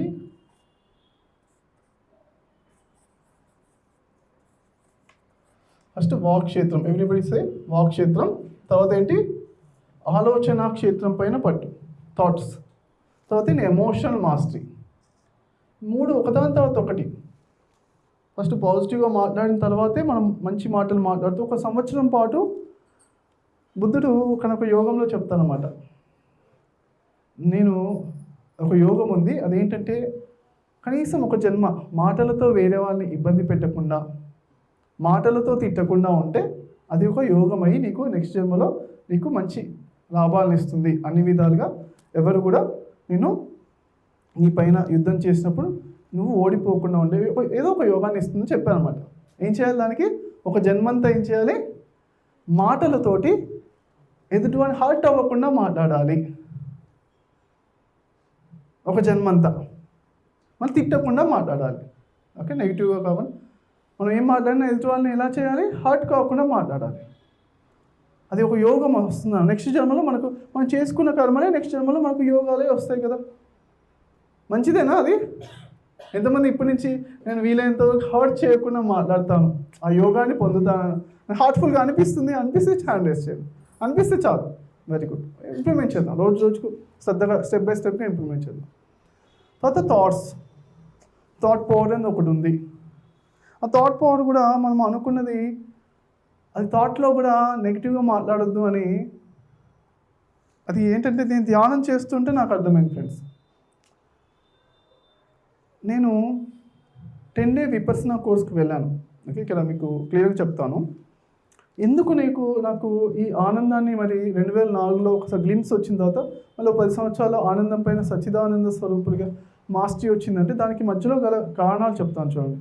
నేను ప్రతి సంవత్సరము ఓకే కనీసం 10 రోజులు మెడిటేషన్కి వెళ్ళేవాడిని అన్నమాట, జాబ్ చేస్తూ కూడా. విపස්සనాను నేను ఒక 25 టైమ్స్ దాకా వెళ్ళాను. 10 days courses, 20 days, 30 days, 45 days అన్నీ కూడా వెళ్ళాను అనమాట. ఓకే, సో వీటన్నిటి ఇన్నిసార్లు వెళ్ళాను. అది ఇక్కడ గోయంకా విపස්සన అనే ఒక అతని దగ్గర మాత్రమే ఇన్నిసార్లు వెళ్ళాను. తర్వాత నెక్స్ట్ ఏంటంటే ఇంకా వేరే దేశాల్లో వేరే విపස්සన అంటే అక్కడ 25 days, 45 days, 35 days అక్కడ చేశాను. అది కాకుండా ఇంట్లో కూడా 21 days చాలాసార్లు చేసుకున్నాను. ప్రతి సంవత్సరం ఒక 21 days చేసుకునేవాడిని. అంత జాబ్ చేస్తూనే చేసుకునేవాడిని. ఆఫ్కోర్స్ 2011 వరకు జాబ్ లోపల ఉన్నప్పుడు ఎవ్రీ ఇయర్ ఒక 1 time మాత్రం 10 days మాత్రమే కుదిరేది నాకు. ఓకే, తర్వాత ఇంట్లో 21 days నేను రూమ్లోకి వెళ్ళిపోయి మెడిటేషన్లో కూర్చునేవాడిని, ఫ్రూట్స్ అవి తెచ్చుకునేవాడిని, కూర్చునేవాడిని, చేసేవాడిని. అలా చేస్తూ అంటే ఎందుకు చెప్తున్నా అంటే ఇవన్నీ అయితే సెకండ్ టైం విపස්සనాకి వెళ్ళినప్పుడు 10 days కోర్స్ చేశాను. వచ్చిన తర్వాత నా లోపల బాగా శక్తి పెరిగిపోయింది అనమాట. శక్తి పెరిగిపోయిన తర్వాత అప్పుడు నాకు శబ్దాలు కనిపించడం స్టార్ట్ అయ్యాయి. పెద్ద శబ్దాలు, చిన్నవి కాదు పెద్దవే ఉన్నాయి. అంటే అరే ఇదేంటబ్బా అక్కడి నుంచి గాల్లో ఏదో ఆకాశం నుంచి అలా వస్తుంది ఏంటా, అలా మొత్తం బ్లూ కలర్లో లైట్ బ్లూ కలర్ జుమ్మని ఫాస్ట్గా వస్తుంది. అలా వచ్చి ఏంటబ్బా అలా వస్తుంది ఏంటో చూసేవాళ్ళు. వచ్చి నా చెవు లోపలికి వెళ్ళి కన్నబేరికి వెళ్ళగానే అప్పుడు అర్థమైంది, ఇంతకుముందు మెరుపు మెరిసి దాని యొక్క ఉరుము యొక్క సౌండ్ అది క్లియర్గా కనిపించేది. సౌండ్ కూడా కనిపించేది అనమాట, శబ్దమే కనిపించేది. తర్వాత సినిమా థియేటర్లో ఏదైనా మధ్య ధప్ అని ఒక సౌండ్ చేస్తారు, అనగానే మనం భయం వేస్తుంది ఏంటని. ఓకే, కొన్ని మూవీస్లో చేస్తారు సౌండ్. ఇండిపెండెన్స్ డే ఎంతమంది చూసారు? మూవీ చూసారా ఎవరు? ఇండిపెండెన్స్ డే ఒక మూవీ చూసారా? అందులో ఒక సౌండ్ ఉంటుంది, అది ఏలియన్ని తలకాయ ఇలా కట్ చేస్తే ఓపెన్ అవ్వాలి. సింపులే కానీ సౌండ్ చేస్తాను, భయం అనిపిస్తుంది కదా అట్లా. అయితే అది కాకపోతే నేను ఇప్పుడు థియేటర్లో ఉన్నాను, ఇలా ఏదో సౌండ్ వచ్చింది, రాగానే నాకు కనిపించేస్తుంది, స్పీకర్ నుంచి అలా వస్తుంది. ఏంటబ్బా ఏదో వస్తుంది ఏంటో ఇలా అలా వచ్చి చెవులకు తగ్గగానే ఇది సౌండా. అలా నాకు ఆ సౌండ్స్ని చూసే ఆ కళ్ళ లోపల ఒక పవర్ యాక్టివేట్ అయింది అనమాట. ఓకే, అతీంద్రియ శక్తులు అంటారు. అది ఒక చిన్న పవర్ యాక్టివేట్ అయింది. తర్వాత ఇంకా ఎవరైనా ఇప్పుడు మనం ఇలా వస్తున్నాము, ఇలా అలా లోపల నుంచి నడుచుకుంటూ వస్తున్నాం, అక్కడ మన గురించి వస్తున్నాం కానీ అక్కడ ఆ పక్కన కిటికీ అక్కడ డోర్ పక్క నుంచి గోడ పక్క నుంచి ఇలా చూస్తున్నారు. అక్కడ మనం రాగానే ఇలా జరుగుదాం అనుకున్నారు, మనం రాగానే వాళ్ళు జరిగారు యాక్చువల్గా. కానీ ఆఫ్టర్ ఇమేజ్ అని ఒకటి ఉంటుంది కదా, నాకు ఎవరో అనేది క్లియర్గా కనిపించేది అనమాట. ఎందుకు కనిపించేదో నాకు అర్థం కాకపోయింది. ఇదివరకు కనిపించకపోయేది, అప్పుడు కనిపించేది. ఎవరైనా కానీ ఆ స్పీడ్ అనమాట, కాంతి వేగము కన్నా ఇంకా స్పీడ్గా చూసి అర్థం చేసుకునే క్లారిటీ కనిపించేది అనమాట. ఇంకొక ఎగ్జాంపుల్ చెప్తాను, ఆ ఎగ్జాంపుల్తో అంటే కనెక్ట్ కాకపోవచ్చు కొంతమందికి. అందుకే ఇంకో లైట్ ఆన్ చేస్తాము, ఆఫ్ చేస్తాం. ట్యూబ్ లైట్ కానీ మామూలు లైట్ కానీ ఆఫ్ చేసిన వెంటనే ఎలా లైట్ ఎలా అయిపోద్ది? మామూలుగా ఏంటి ఆన్ ఉంది, ఇప్పుడు దాకా లైట్ ఉంది, ఇప్పుడు దాకా లైట్ లేదు, అంతే కదా. కానీ నేను లైట్ ఆఫ్ చేయగానే ఆ లైట్ ఎలా స్లో మోషన్లో ఎలా తగ్గుతుంది, ఆ చిన్న చెంక్స్ ఇలా మొత్తం మాయమైపోయింది. చాలా స్లో మోషన్లో కనిపించింది అన్నమాట నాకు లైట్ కూడా. అంటే కాంతి వేగం కన్నా ఎక్కువగా చూడగలుగుతున్నాను అర్థమైందనమాట. అంటే ఇవన్నీ చిన్న ఎందుకు ఆ కళ్ళలో ఏదో పవర్ పెరిగిందనమాట. తర్వాత మూవీలోకి వెళ్ళిన తర్వాత మూవీ చూస్తుంటే మామూలుగా మూవీలో మనకు అంటే నిమిషానికి సెకండ్కి 30 frames రావాలి. FPS అంటారు, ఫ్రేమ్ పర్ సెకండ్. 30 కానీ 60 కానీ పెడతారు ఒక్కోసారి మంచిగా రావాలని. ఒక్కొక్క ఫ్రేమ్ నాకు మంచి ఈ ఫ్రేమ్ తర్వాత ఈ ఫ్రేమ్ అని అంతా క్లియర్గా కనిపించేది అనమాట, అంత క్లియర్గా కనిపించేది. ఓకే, అలా కనిపించేది. బట్ అవి these all temporary things only. నేను ఎప్పుడు అదేదో ఇంపార్టెన్స్ ఇచ్చి చెప్పట్లేదు, బట్ ఊరికి చెప్తున్నాను. ఓకే, అతీంద్రియ శక్తులు మనం ఎప్పుడు ఇంపార్టెన్స్ ఇవ్వలేదు. కానీ ఒక పాయింట్ ఎందుకు చెప్తున్నాను అంటే తర్వాత నేను ఇలా వెళ్తుంటే ఎవరో అక్కడ 7 సీటర్ ఆటోలో అక్కడ రోడ్ కొంచెం దూరంలో ఉండి ఎవరో నా వైపు చూస్తున్నాం. ఓకే క్యాజువల్గా చూస్తుండొచ్చు, కానీ ఎవరైతే వాళ్ళ చూపు నా మీద పడగా నాకు అర్థమైపోయింది. అంత వెంటనే ఏదో ఉన్నాను, నడుస్తున్నాను, వెంటనే ఇలా చూసాను అంతే. కరెక్ట్గా ఎవరు నా వైపు చూస్తాను వాళ్ళ వైపు కరెక్ట్గా డైరెక్ట్గా చూసాను. ఇలా చూడగానే వాళ్ళకి షాక్ అయిపోయి కళ్ళు దింపేసుకుని ఇలా తప్పు చేసిన వాళ్ళుగా తలకాయ కింద వేసుకేసుకున్నా అన్నమాట.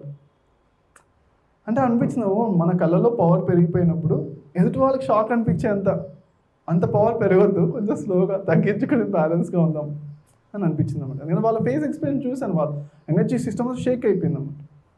ఓకే, సో ఆ విధంగా నేను ప్రతిసారి ధ్యానం చేసినప్పుడల్లా ఏదో కొంత మనకి ఎంకరేజ్మెంట్గా కొన్ని ఎక్స్పీరియన్స్ వస్తాయి. బట్ మనకు వచ్చిన అతీంద్రియ శక్తులు ఏదైనా కానీ మనం నమస్తే అమ్మ ఏదైనా ఎన్లైటన్మెంట్ తర్వాత రండి, ఎప్పటివరకు వద్దు అని చెప్పి పంపించేసాం. ఎందుకంటే అతీంద్రియ శక్తి అంటే దానికి ఒక ఖర్చు, కారు కొన్న తర్వాత కారు డైలీ పెట్రోల్ పోయాలా వద్దా? వాడికి ఖర్చు ఎందుకు? మన ధ్యానం ఏంటి? ముక్తి గురించి చేస్తున్నాం కదా, ముక్తి వచ్చేంత వరకు మనకు దాని గురించి ఎక్కువ వద్దు పక్కకు పెట్టేసి, ముక్తి వచ్చిన తర్వాత కూడా మన క్లారిటీ ఏంటది మెడిటేషన్ నేర్పించడానికి యూజ్ చేయాలి. కానీ వేరే అతీంద్రియ శక్తులు ఏమొద్దని అన్నీ ఏమైనా వస్తూ ఉంటాయి, దారిలో వస్తూ ఉంటాయి. అన్నింటినీ నమస్కారం మీరు వెళ్ళిపోండి, మామూలు మనిషిగా బతుకుతామని మన ఫిలాసఫీ, ప్రతిసారి చెప్పిన ఫిలాసఫీ ప్రకారం మనం ఫాలో అవుతాం. ఓకేనా? సో క్లాప్స్ టు అతీంద్రియ శక్తులు అండ్ వాటి నిమజ్జనం కూడా. ఓకేనా? మనకు కావాల్సింది ఎందుకు చెప్తున్నా అంటే, అన్నిటికన్నా ఇంపార్టెంట్ ఏంటి ఎప్పుడు గుర్తుంచుకోవాలి, అరిహంత్ అంటే ఏంటి? Mastery over anger and fear and emotions. ఇది లేకుండా మీరేమి అతీంద్రియ శక్తి యూజ్ చేసినా అది లాస్ట్లో ఏదో విధంగా మీరు బ్యాడ్ కర్మ అక్యుములేట్ చేసుకుంటారు, అంతే తప్పించి పెద్ద లాభం ఏం లేదు. మీకు మాస్టరీ లేనంత వరకు మీ శక్తి ఏదో విధంగా కాపాడుకునే శక్తి అంతా ఏదో విధంగా నా శక్తులన్నీ ఉపయోగించి దుర్వినియోగపరచుకుంటారు తప్పించి సద్వినియోగపరచుకుంటారు ఎవరన్నా. అందుకే ఫస్ట్ మాస్టరీ ఓవర్ అవర్ ఎమోషన్సే అని చెప్పారు, ఫస్ట్ అండ్ లాస్ట్. బుద్ధుడైనా చెప్పారు, పతంజలి అయినా చెప్పారు, బ్రహ్మర్షి పత్రిజీ అయినా అదే చెప్పారు అన్నమాట. ఏ శక్తులు ఏ పవర్స్ గురించి ఫోకస్ చేయొద్దు, మనం చేయాల్సిందంతా mastery over our mind, emotions పైన మాస్టరీ తెచ్చుకోవడం ఫస్ట్ అండ్ ఈ క్లారిటీ 100% క్లారిటీ ఉండాలి ఫ్రెండ్స్. ఉందా? అందరికీ ఉందా? 100% ఇప్పటి నుంచి వచ్చిందా? ఏం కావాలి మనకు? కావాలంటే ముక్తియే, ఆత్మజ్ఞానమే, అంతకు మించింది ఇంకేమీ వద్దు. ఏం కోరుకున్నా, ఎవరు ఏం కోరుకున్నా వాళ్ళు పోయిన వాళ్ళే, కానీ ఉన్నవాళ్ళు ఆత్మజ్ఞానాన్ని కోరుకున్న వాళ్ళు మాత్రమే చిరంజీవులుగా ఉన్నారు. ఏ పని చేసినా బాగా అనిపిస్తుంది మనకి. కబంధుడికి ఆహారం తింటుంటే బాగా అనిపిస్తుంది, అందుకే నేను బాగా తినాలి అని చెప్పాడు. నా కాలు కూడా అవసరం లేదు, నీకు ఓకే అలానే కూర్చొని నీ దగ్గరకు వస్తారు, వచ్చిన వాళ్ళని అందరూ తింటూ ఉండు. కొన్ని వేల సంవత్సరాలు ఆయన వచ్చిన వాళ్ళందరూ తింటున్నారు. కాళ్ళు లేని ఓన్లీ కళ్ళు ముక్కు ఏమవసరం, నాకు కడుపు ఉంటే చాలా, అంతే. అన్నీ తీసేశారు, ఓన్లీ కడుపుతో. చేతులు ఉంటాయి, ఎవరు వచ్చి పట్టుకుని నోట్లు వేసేసుకుంటారు, అదే పనిగా. నేను వాడికి ఆనందం, అదే అందులోనే ఆనందం, అదే కోరుకున్నాడు. కానీ అది కాదు, మనం కావాల్సింది సచ్చిదానందం పాటుకోవాలన్నమాట.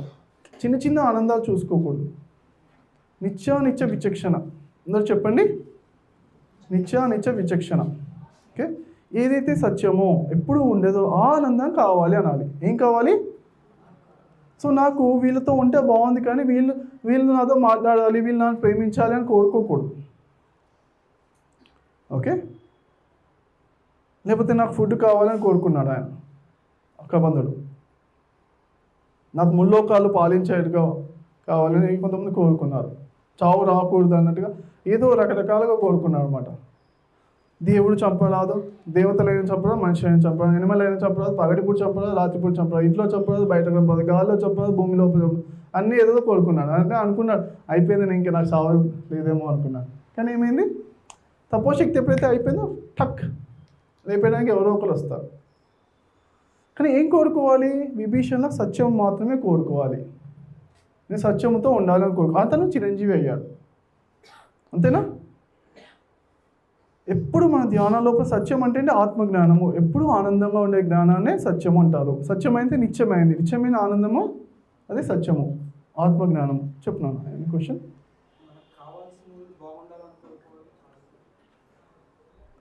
అదే నాన్న నీకు కావాల్సిన వాళ్ళకి బాగుండదు. మంచి క్వశ్చన్ అడిగారు. ఓకే, ఒకసారి ఒక ఆయన పేరు మీరు నెట్లో చూసి చెప్పండి నాకు. ఓకే, ఆయన అంటే కోట్ల సంవత్సరాలు తపస్సు చేస్తారు. తపోశక్తి వచ్చేసింది. రాగానే అప్పుడు బ్రహ్మ అన్నమాట, ఏమండి కొంచెం భూమి లోపల కొంచెం బ్యాలెన్స్ చేయడానికి మీలాంటి వాళ్ళు చక్రవర్తిగా ఉండాలి, అంత తపోశక్తి ఉంది, భూమిని అంతా పరిపాలించాలి, ఎందుకంటే మీకన్నా ఎలిజిబిలిటీ ఇంకెవరు లేరు అనగానే వెరీ గుడ్ కాలర్. ఓకే, అంతే కదా, మనకేమనిపిస్తుంది, మనం బాగుండాలి, పక్కన వాళ్ళు బాగుండాలి, అదే కదా అని అనిపించదా? అనిపించి ఇప్పటి వరకు నేను బాగున్నాను, తపస్సు చేస్తా హ్యాపీనే ఉన్నాను, మంచిగానే ఉన్నాను, ఈ తపోశక్తి నాకు ఒక్కడికే ఎందుకు, ప్రజలందరికీ పనిచేద్దాం కదా, అందరూ బాగుంటారు కదా, అంతేనే కదా అనుకుని ఏం చెప్పారంటే, సరే నేను భూమిని పరిపాలించాలంటే ఫస్ట్ దేవతలందరినీ భూమి మీద లేకుండా చేయండి అని చెప్పారన్నమాట. దేవతలు ఎవ్వరూ ఉండకూడదు, వాళ్ళ భూమి మీద ఎవరు వచ్చింది, నేను దేవతలు కొంచెం నమస్కారం పూజ చేసి నాకు ఇది కావాలి అంటే వాడు ఏదో తప్పు చేస్తుండొచ్చు, ఒప్పు చేస్తుండొచ్చు. వాళ్ళ దేవతల మధ్యలో వాళ్ళు ఇస్తే నా సిస్టమ్ అంతా దెబ్బతినొద్దు, నేను చూసుకుంటాను, లా అండ్ ఆర్డర్ నేను పాటిస్తాను. ఎప్పుడు వర్షం పడాలి, దేవతలు కనకరిస్తే వర్షం పడద్దు, టైంకి పడేలా నేను చూసుకుంటాను, తపోశక్తి ఉంది కదా, అంతే. ఆటోమేటిక్గా అన్నీ కూడా తన కంట్రోల్ తీసుకుని అన్నీ కూడా పర్ఫెక్ట్ కొన్ని లక్షల కోట్ల సంవత్సరాలు మళ్ళీ పరిపాలించాడు అనమాట. ఇంత తేడా లేదు, అతను ఉన్నన్ని ఆ కోట్ల సంవత్సరాలు సిస్టమ్ అంతా పర్ఫెక్ట్గా ఉందన్నమాట. రాజ్య పరిపాలన అంత బ్యాలెన్స్డ్గా ఆయన తపోశక్తి ద్వారా పరిపాలించాడు. ఆయన తపోశక్తి ద్వారా పరిపాలించిన క్లాప్స్ కూడా అందరినీ మంచిగా చూసుకున్నాడు. అతను చూసుకున్నాడు, విశ్వామిత్రుడు కూడా చూసుకున్నాడు. తను మరి 1000 సంవత్సరాలు తపస్సు చేసిన ఆ తపోశక్తి ఉంది కదా, రాజర్షి అన్నప్పుడు ఏంటి, అప్పుడు రాజుగా ఉన్నాడు. ఇప్పుడు ఏంటి, ఈ తపోశక్తితో నేను ఏం చేస్తాను అంటే అన్ని ప్రజలందరికీ సంపదను సృష్టిస్తాను, అందరినీ మంచిగా హ్యాపీగా ఉండేట్టుగా తను ఆ తపోశక్తి అయిన రోజులే అతను కాపాడగలిగాడు. తపోశక్తి ఎప్పుడైతే అయిపోయిందో ఆయన ఏమైనా చేస్తాడా, ఏమైనా చేయగలుగుతాడా? అంతే, తపోశక్తి అయిపోయినా అంతే, పని చేయవు. నువ్వు ఎంత చేసినా ఎవరు బాగాలనుకున్నా నీ తపోశక్తి ఉందా, ఏమే ఫస్ట్ ఇక్కడ పెట్టు అంటారు మా సిస్టమ్. అది ఏం నీ తపోశక్తి ఇవ్వు ఉంటుంది. ఓకే, అంటే ఎవరు బాగుపడాలని కోరుకోవద్దు, వేస్ట్. ఓకే, నువ్వేం చేయాలి అంటే ఎప్పుడు అంటే ఎందుకు వేస్ట్ అంటున్నా అంటే హయ్యెస్ట్ ఏదో అది కోరుకోవాలని చెప్తున్నా కదా. ఇప్పుడు ఆ కాంటెక్స్లో చెప్తున్నా. హయ్యెస్ట్ ఏంటి, నువ్వు ముక్తి సాధించాలి నాన్న, ఫస్ట్ అండ్ ఫార్మోస్ట్ గోల్ ఇది. నువ్వు సాధించింది ఎవరు బాగుపడతారు, నువ్వు కోరుకుంటే ఎవరు నిజంగా బాగుపడతారు, నువ్వు నీకు రాకపోతే. కోర్స్ ఇది కోరుకోవచ్చు, అందరికీ ముక్తి కావాలి అని కోరుకోవచ్చు, ఎందుకంటే నీకు ఏది కావాలో వేరే వాళ్ళకి అది కోరుకుంటే అది నీకు వస్తుంది, అది కర్మ సిద్ధాంతంలో అది కోరుకోవచ్చు. బాగుపడాలంటే ఇది సచ్చిదానంద స్వరూపులుగా ఉండాలి అందరూ, అదే కదా అసలు బాగుపడమంటే, అదే కదా, ఆ విధంగా కోరుకోవచ్చు. అంతే తప్పించి ఇప్పుడు టెంపరీగా బాగుపడాలని మాత్రం కోరుకోవద్దు. బాగుపడితే పర్మనెంట్గా బాగుపడడం, అదే ముక్తి. ఓకేనా, క్లియర్? ఆ ముక్తి పొందాలి అందరూ అని కోరుకోవచ్చు, దానికి కోరుకోవడానికి కూడా క్లాప్చుకోవద్దు. ఓకే, అంతే తప్పించి వీళ్ళేదో బాగుపడాలి, వీళ్ళకి ఈ కష్టం నుంచి బయటపడాలి, వీళ్ళేదో హెల్త్ ప్రాబ్లం నుంచి బయటపడాలి, ఆ ప్రతి చిన్న విషయాలు కోరుకోవద్దు. కోరుకుంటే ఒకటే, అందుకే ఎప్పుడు ఒకటే కోరుకోవాలి, హయ్యెస్టే కోరుకోవాలి. దాంట్లో చిన్నవి కోరుకుంటే తపోశక్తి వెళ్ళిపోద్ది, నువ్వు కోరుకున్న వెంటనే వెళ్ళిపోతుంది. నీ తపోశక్తి అయితే వాడికి హెల్త్ ప్రాబ్లం తగ్గిపోద్ది, మళ్ళీ నెక్స్ట్ 1 వీక్ తర్వాత 2 వీక్స్ తర్వాత మళ్ళీ వస్తుంది. నేను వాడి కర్మ క్లియర్ అవ్వలే కదా, వాడు నేర్చుకునేది ఏదో ఉంది, వాడి బాడీలో చెత్త ఏదో అంతే కదా. జ్వరం ఎందుకు వస్తుంది, టాక్సిన్స్ క్లియర్ అవ్వడానికి, ముక్కులు సర్ది ఎందుకు అవుతుంది, అవన్నీ నువ్వు ఉన్న చెత్త క్లియర్ అవ్వడానికి వస్తుంది, అందులో నీ ఇంటర్ఫియరెన్స్ ఎందుకు? ఓకే, అంటే ఒకవేళ ఇంటర్ఫియరెన్స్ చేసినా కొంచెం జ్ఞానంతో చేయాలన్నమాట. ఒకసారి నేను ఒక ఫ్రెండ్ ఉన్నారు, ఫ్రెండ్స్ అందరూ ఉన్నారు, మన GCSS దానికి వెళ్ళినప్పుడు గ్లోబల్ కాంగ్రెస్ స్పిరిచువల్ సమ్మిట్, అక్కడికి వెళ్ళినప్పుడు ఒక ఫ్రెండ్కి జ్వరం వచ్చిందన్నమాట. వస్తే నాకు అనిపించింది, అరే ఇంత హ్యాపీ ఎన్విరాన్మెంట్లో చక్కగా నేర్చుకునేట్టుగా ఉంది కదా, కంపాషన్ అనిపించి చేయి పట్టుకుని ఈ జ్వరంతో మాట్లాడాను అనమాట. జ్వరం మాట్లాడిన తర్వాత జ్వరం తగ్గిపోయిన తర్వాత ఒక 3 రోజులు ప్రోగ్రామ్ బాగా జరిగింది, హ్యాపీగా జరిగింది. జ్వరం తగ్గిపోయిన తర్వాత ఇంటికి వచ్చేసాను. ఇంటికి వచ్చిన తర్వాత మళ్ళీ జ్వరం వచ్చింది. మళ్ళీ 4-5 రోజులు 1 వీక్లో జ్వరం వచ్చేసింది. అలానే కాల్ చేసి చెప్తున్నాను, అప్పుడు నువ్వు చెయ్యి పట్టుకుని మనం మెడిటేషన్ చేస్తే అప్పుడు జ్వరం తగ్గిపోయింది, కానీ మళ్ళీ ఇప్పుడు వచ్చేసింది అంటే అవునా వచ్చిందా, వెరీ గుడ్ అని చెప్పాను. ఎందుకంటే నేను మాట్లాడింది అదే జ్వరం. ఈ ప్రోగ్రామ్ ఉంది కదా, ఈ ప్రోగ్రామ్ ఒకటి ఇష్టం ఎందుకు చేస్తున్నావు, ప్రోగ్రామ్ అయిపోయిన తర్వాత రిలాక్స్ 1 వీక్ తర్వాత అని చెప్పాను. అదేదో మన మాట వింది. ఎందుకు విందో మనకు తెలియదు. ఓకే, అది ఎందుకు విందంటే ప్రాబబ్లీ నేను గరుడ పురాణం చదివినప్పుడు ప్రతి దానికి కూడా ఒక ఎంటిటీ నేమ్ అని ఇచ్చారనమాట. ప్రతి రోగము కూడా ఆ రోగానికి ఒక పేరు పెట్టి, ఫర్ ఎగ్జాంపుల్ క్యాన్సర్ అని అనుకోండి, దాని రాజపుండు అనే ఒక రోగం అంటారు మన శాస్త్రాల్లో. దానికి ఆ రాజపుండు అనే రోగానికి ఒక రాజు ఉంటారంట. అది యమలోకం నరకలోకంలో ఒక రాజు, వాళ్ళకు ఒక రాజ్యం, చిన్న రాజ్యం ఉంటుందంట. ఆ రాజు వారి భార్య, ఆ రాజు భార్య మహారాణి, అలా వాళ్ళ పరివారం అంతా ఉంటారంట. అందరూ ఉండి భటులు వాళ్ళు వీళ్ళు వీరికి కర్మలు ఎక్కువ ఉన్నాయి, వీరికి వెళ్ళి అటాక్ చేస్తాపో అంటే అటాక్ చేయడం అంటే వెళ్ళి వాళ్ళ కర్మస్ క్లియర్ చేసుకుని రావడం, అంతే కదా కర్మ సిద్ధాంతం అదే కదా. అట్లా అన్నీ కూడా అలా పరిపాలిస్తారు. కాబట్టి అందరికీ ప్రతి ఒక్కరికి ఒక పర్సన్ అంటూ ఉంటారు, ఒక డెడికేటెడ్ ఒక టేల్ అంటుండే నరకలోకం నుంచి అంత యముడి ఆధ్వర్యంలో జరుగుతుంటాయి అని ఎప్పుడైతే నేను చదివానో, ఓకే అంటే వీళ్ళు కూడా చెప్తే మన మాట వింటారు. ఎందుకు నాకు అనిపించి నేను కమ్యూనికేట్ చేశాను, చేయి పట్టుకుని హార్ట్ఫుల్గా కమ్యూనికేట్ చేశాను. చేస్తే ఎందుకు మన మాట విన్నారు మరి. ఓకే, సో ఒక మిరాకిల్ కదా, దీన్ని కూడా ఒకసారి క్లాప్స్ కొడతాం. మన మాట వింటుంది, మన శరీరము, మన మనసు, మన జీవితం మన మాట వింటుంది. మనకి ఎంత ధ్యాన సాధన చేస్తుంటే అంత మాట వింటుంది అనమాట. మన మెడిటేషన్కి అంత పవర్ వస్తూ ఉంటుంది. ఓకే, ఆఫ్కోర్స్ తర్వాత నుంచి అలా ఏం చేయలేదు, ఒకటేసారి చేశాను లైఫ్లో. తర్వాత నుంచి మనం ఏమి చేయం కూడా. చేస్తే ఏ పవర్స్ ఉపయోగించము, ఏది వాడము, మనం మామూలు సామాన్యమైన వ్యక్తులుగా ఉంటాము. ఏమంటే మెడిటేషన్ నేర్పిస్తాం. అదే క్లారిటీగా ప్రతిసారి చెప్పి, నువ్వు ఏ పవర్ వాడినా రైలు కట్టేస్తారు జనాలు, ఈ తపోశక్తి ఉన్నంత వరకే పనిచేస్తుంది. మళ్ళీ గుర్తుంచుకో, నేను ఆ రోజు పనిచేసింది కానీ 100 మంది చేసిన తర్వాత తపోశక్తి అయిపోతే ఆ రోజు నుంచి పనిచేయదు. ఓకేనా, క్లియర్ అంతేనా కదా. కాబట్టి ఏ పనిని ఎవరికి ఏమీ హెల్ప్ చేయొద్దు అని చెప్పారు. ఓన్లీ ధ్యానం నేర్పించడంలోనే హెల్ప్ చేయదు. అంటే క్లారిటీగా ప్రతిసారి ఎన్నో చూసి చెప్పినందుకు మరి పిరమిడ్ స్పిరిచువల్ సొసైటీలో ఉన్నందుకు ఈ జ్ఞానానికి ఒకసారి రియల్లీ హార్ట్ఫుల్ అప్రిషియేషన్. సో మనం ఒక 5 minutes మెడిటేషన్ చేసి, మనము 6 o'clock క్లాస్ ఎండ్ అవుతుంది, ఇంకో 45 minutesలో ఎండ్ అవుతుంది. మనం ఒక 5 minutes మెడిటేషన్ చేశాక మరి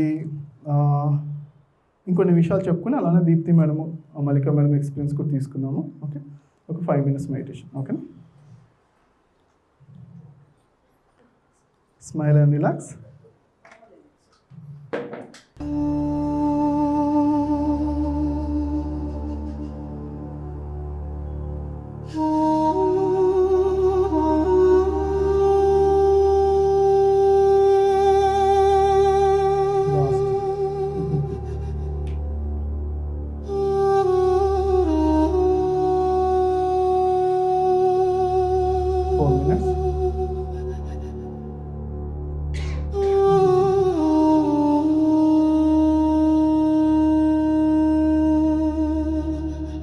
నిదానమైన శ్వాస, చిరునవ్వుతో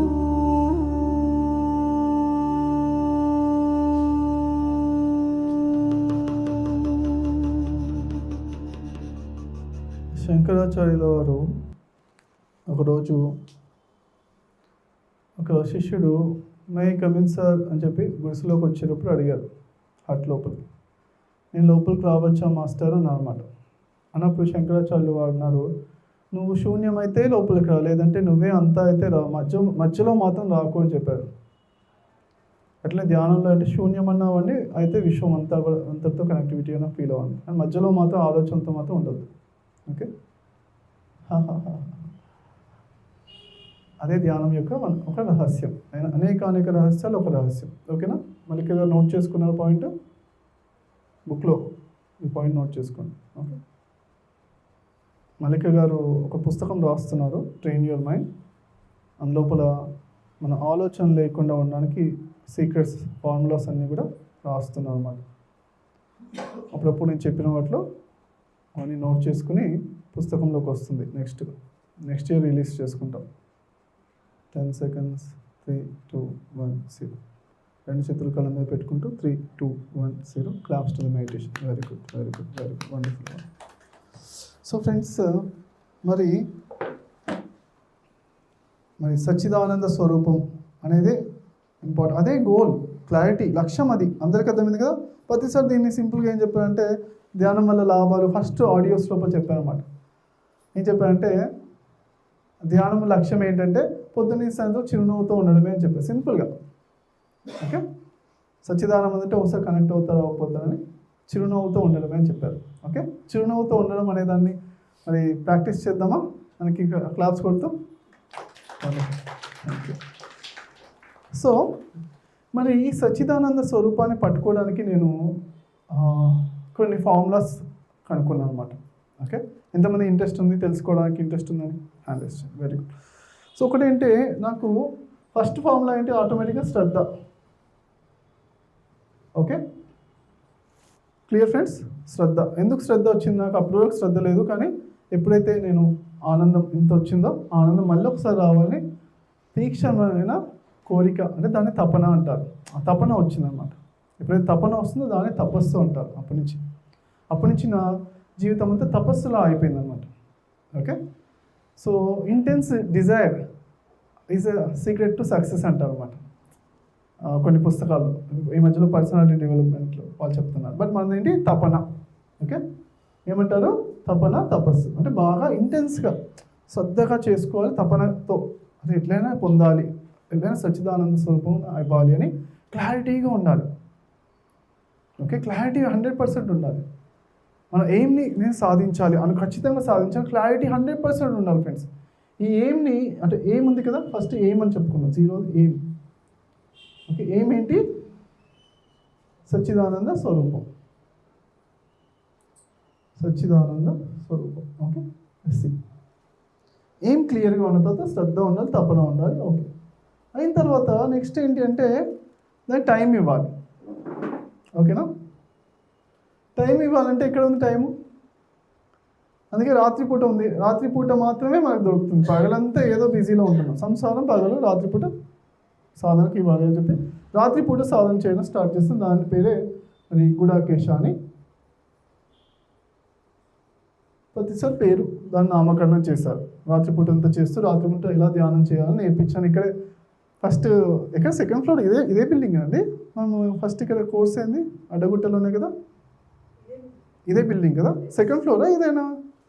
ఇక్కడే సెకండ్ ఫ్లోర్. ఇదే బిల్డింగ్లో సెకండ్ ఫ్లోర్ కదా. అక్కడే సెకండ్ ఫ్లోర్లో చేసినట్టు గుర్తు. అప్పుడు కండక్ట్ చేసినప్పుడు 2 సార్లు కండక్ట్ చేశాను కదా. ఒకసారి 2 సార్లు కండక్ట్ చేసినట్టు. ఒకసారి మీరు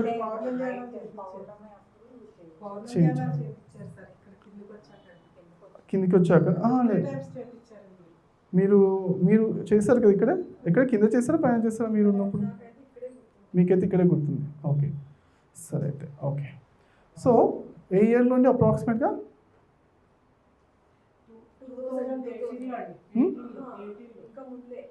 ఇంకా ముందు ఎంత? ఏ ఇయర్లో?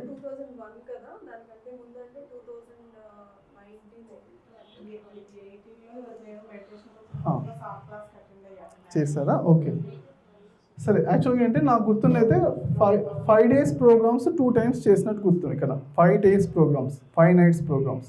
ఓకే, 2 times చేసినట్టు నాకు గుర్తు. అది కూడా పైన చేసినట్టు గుర్తు. ఓకే, పౌర్ణమి ఎప్పుడు ఒక రోజే చేసినట్టు గుర్తు. మీరు 1-2 రోజులు వచ్చాము అంతేనా? అవునా? Balakrishna sir first time attend అయినట్టున్నారు. 5 nights అటెండ్ అయినట్టున్నారు. 5 nights. Okay, okay friends. Okay, that's okay. Okay, మొత్తం అయితే దట్స్ ఓకే. ఇప్పుడు ఏంటంటే గుడాకేశ అనే ప్రోగ్రామ్ ఇక్కడ కూడా బాగా ఎక్కువ మందితో చేసుకున్నాం. తర్వాత నెక్స్ట్ ఆన్లైన్లో 10,000 మందికి నేర్పించి ఆ కోర్స్ ఒకటి ఉంది. రాత్రుల్లో ఎలా ధ్యానం చేయాలో ఒక విద్య, అదొక విద్య నేను రీసెర్చ్ చేసి దాన్ని కష్టపడి సాధించాము అన్నమాట. రాత్రంతా మనం కూర్చుని ధ్యానం చేయొచ్చు. అది కూడా ఏంటి, మరి నిద్రపోకపోతే ఎట్లా? అలా ఏమి ఉండదు. బాడీ రిలాక్స్ కావాలి, గాఢ నిద్ర మామూలు నిద్ర పోయే వాళ్ళకన్నా ఎక్కువ గాఢ నిద్ర వస్తుంది. అయినా కానీ మనం కూర్చుని రాత్రుల్లో చేసుకుంటాం అన్నమాట. ఓకేనా? క్లియర్? బాడీ నిద్రపోగొట్టాలి, మనసును శాంతిగా, మనశ్శాంతి కంప్లీట్గా జీరో. తర్వాత చేసేది ధ్యానం. అసలైన ధ్యానం అక్కడ ఉంటుంది. డీపెస్ట్ మెడిటేషన్స్ పైన పట్టు రావాలన్నమాట. అప్పుడు మనం రాత్రిపూట సాధన చేయొచ్చు. అది దానికి కోర్స్ పెట్టాను గుడాకేష్, అదొక టెక్నిక్ అనమాట. నాకు ఇప్పుడు ఏంటి, టైం ఎక్కువ ఇస్తున్నాం బేసిక్గా. ఓకేనా? తర్వాత ఇంకోటి ఏంటంటే ఈ లాంగ్ మెడిటేషన్స్ 10 days కానీ 3 days 5 days 10 days 21 days ఇలా అప్పుడప్పుడు సంవత్సరానికి 1 సార్లు 2 సార్లు ఇస్తూ ఉండాలి. 24 hours మెడిటేషన్ కానీ 1 day కానీ ఏదో ఒకటి లాంగ్ మెడిటేషన్స్ ఇస్తూ ఉండాలి. దానికి మంచిగా అప్పుడప్పుడు మనం బయటికి వెళ్ళి మంచి ఫుడ్ తిన్నట్టుగా మన మెడిటేషన్ కూడా అప్పుడప్పుడు మంచి మెడిటేషన్ ఇవ్వాలి వద్దా? మనం సంతోషంగా ఉన్నట్టు ఏం చేస్తాం, 2 నెలలకు 3 నెలలకు ఒకసారి వెళ్ళి మంచి ఫుడ్ తినొస్తాం, బయటికి వెళ్ళి రెస్టారెంట్లో తినొస్తాం, రోజు ఇంట్లో ఫుడ్ కావాలి అనిపించదు. నెలకోసారి వెళ్తే ఇక ఎక్కడైనా టూరిజం ఎక్కడైనా నెలకోసారి వెళ్తే బాగుంటుంది అని ఎంతమందికి అనిపిస్తుంది? నెలకోసారి ఎక్కడైనా 2 days రిఫ్రెష్ అయితే బాగుంటుంది అనిపిస్తుంది. అట్లా ఏంటి, దానికి మనకు సోల్కి కూడా ఒక ఆహారము రోజు ఇస్తున్నాం, కానీ అప్పుడప్పుడు విందు భోజనం పెట్టాలి. అందుకే 24 hours మెడిటేషన్. అది కూడా సీనియర్ మాస్టర్స్ అంటే దానికి టెక్నిక్స్ తెలుసుకుని చేయాలి. ఒకటేసారి కూర్చుంటే ఫస్ట్ టైం ఇదేంటో బాబు బోరింగ్లా అనిపిస్తుంది. అలా కాదు, ఎంజాయ్ చేస్తూ చేయాలి. అఫ్కోర్స్ దానికి ఎన్నో టెక్నిక్స్ ఉంటాయి. ఇవాళ క్లాస్లో అన్నీ చెప్పలేకపోవచ్చు. బట్ 5th ఏంటంటే అది ఉన్నాను. నెక్స్ట్ ఏంటంటే ఇది బ్లైండ్ ఫోల్డ్ మెడిటేషన్ అన్నమాట. అంటే ఏంటంటే ఇది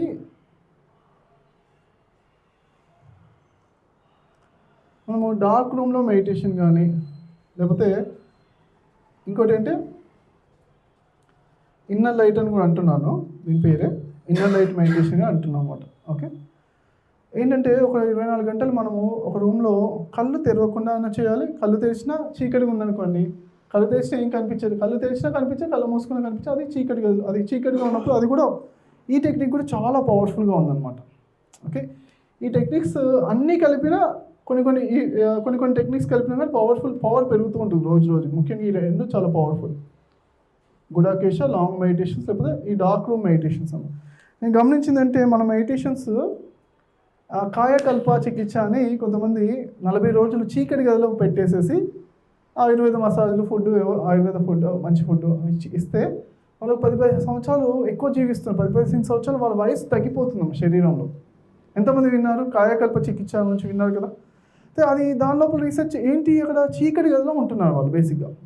చిన్న చీకటి, కళ్ళు తెరిచినా ఏం కనిపించదు, కళ్ళు మూసుకున్నా ఏం కనిపించదు. అప్పుడు ఏమవుతుందంటే శరీరానం ఇంద్రియానం నయనం ప్రధానం అన్నారు. సర్వేంద్రియానం నయనం ప్రధానం.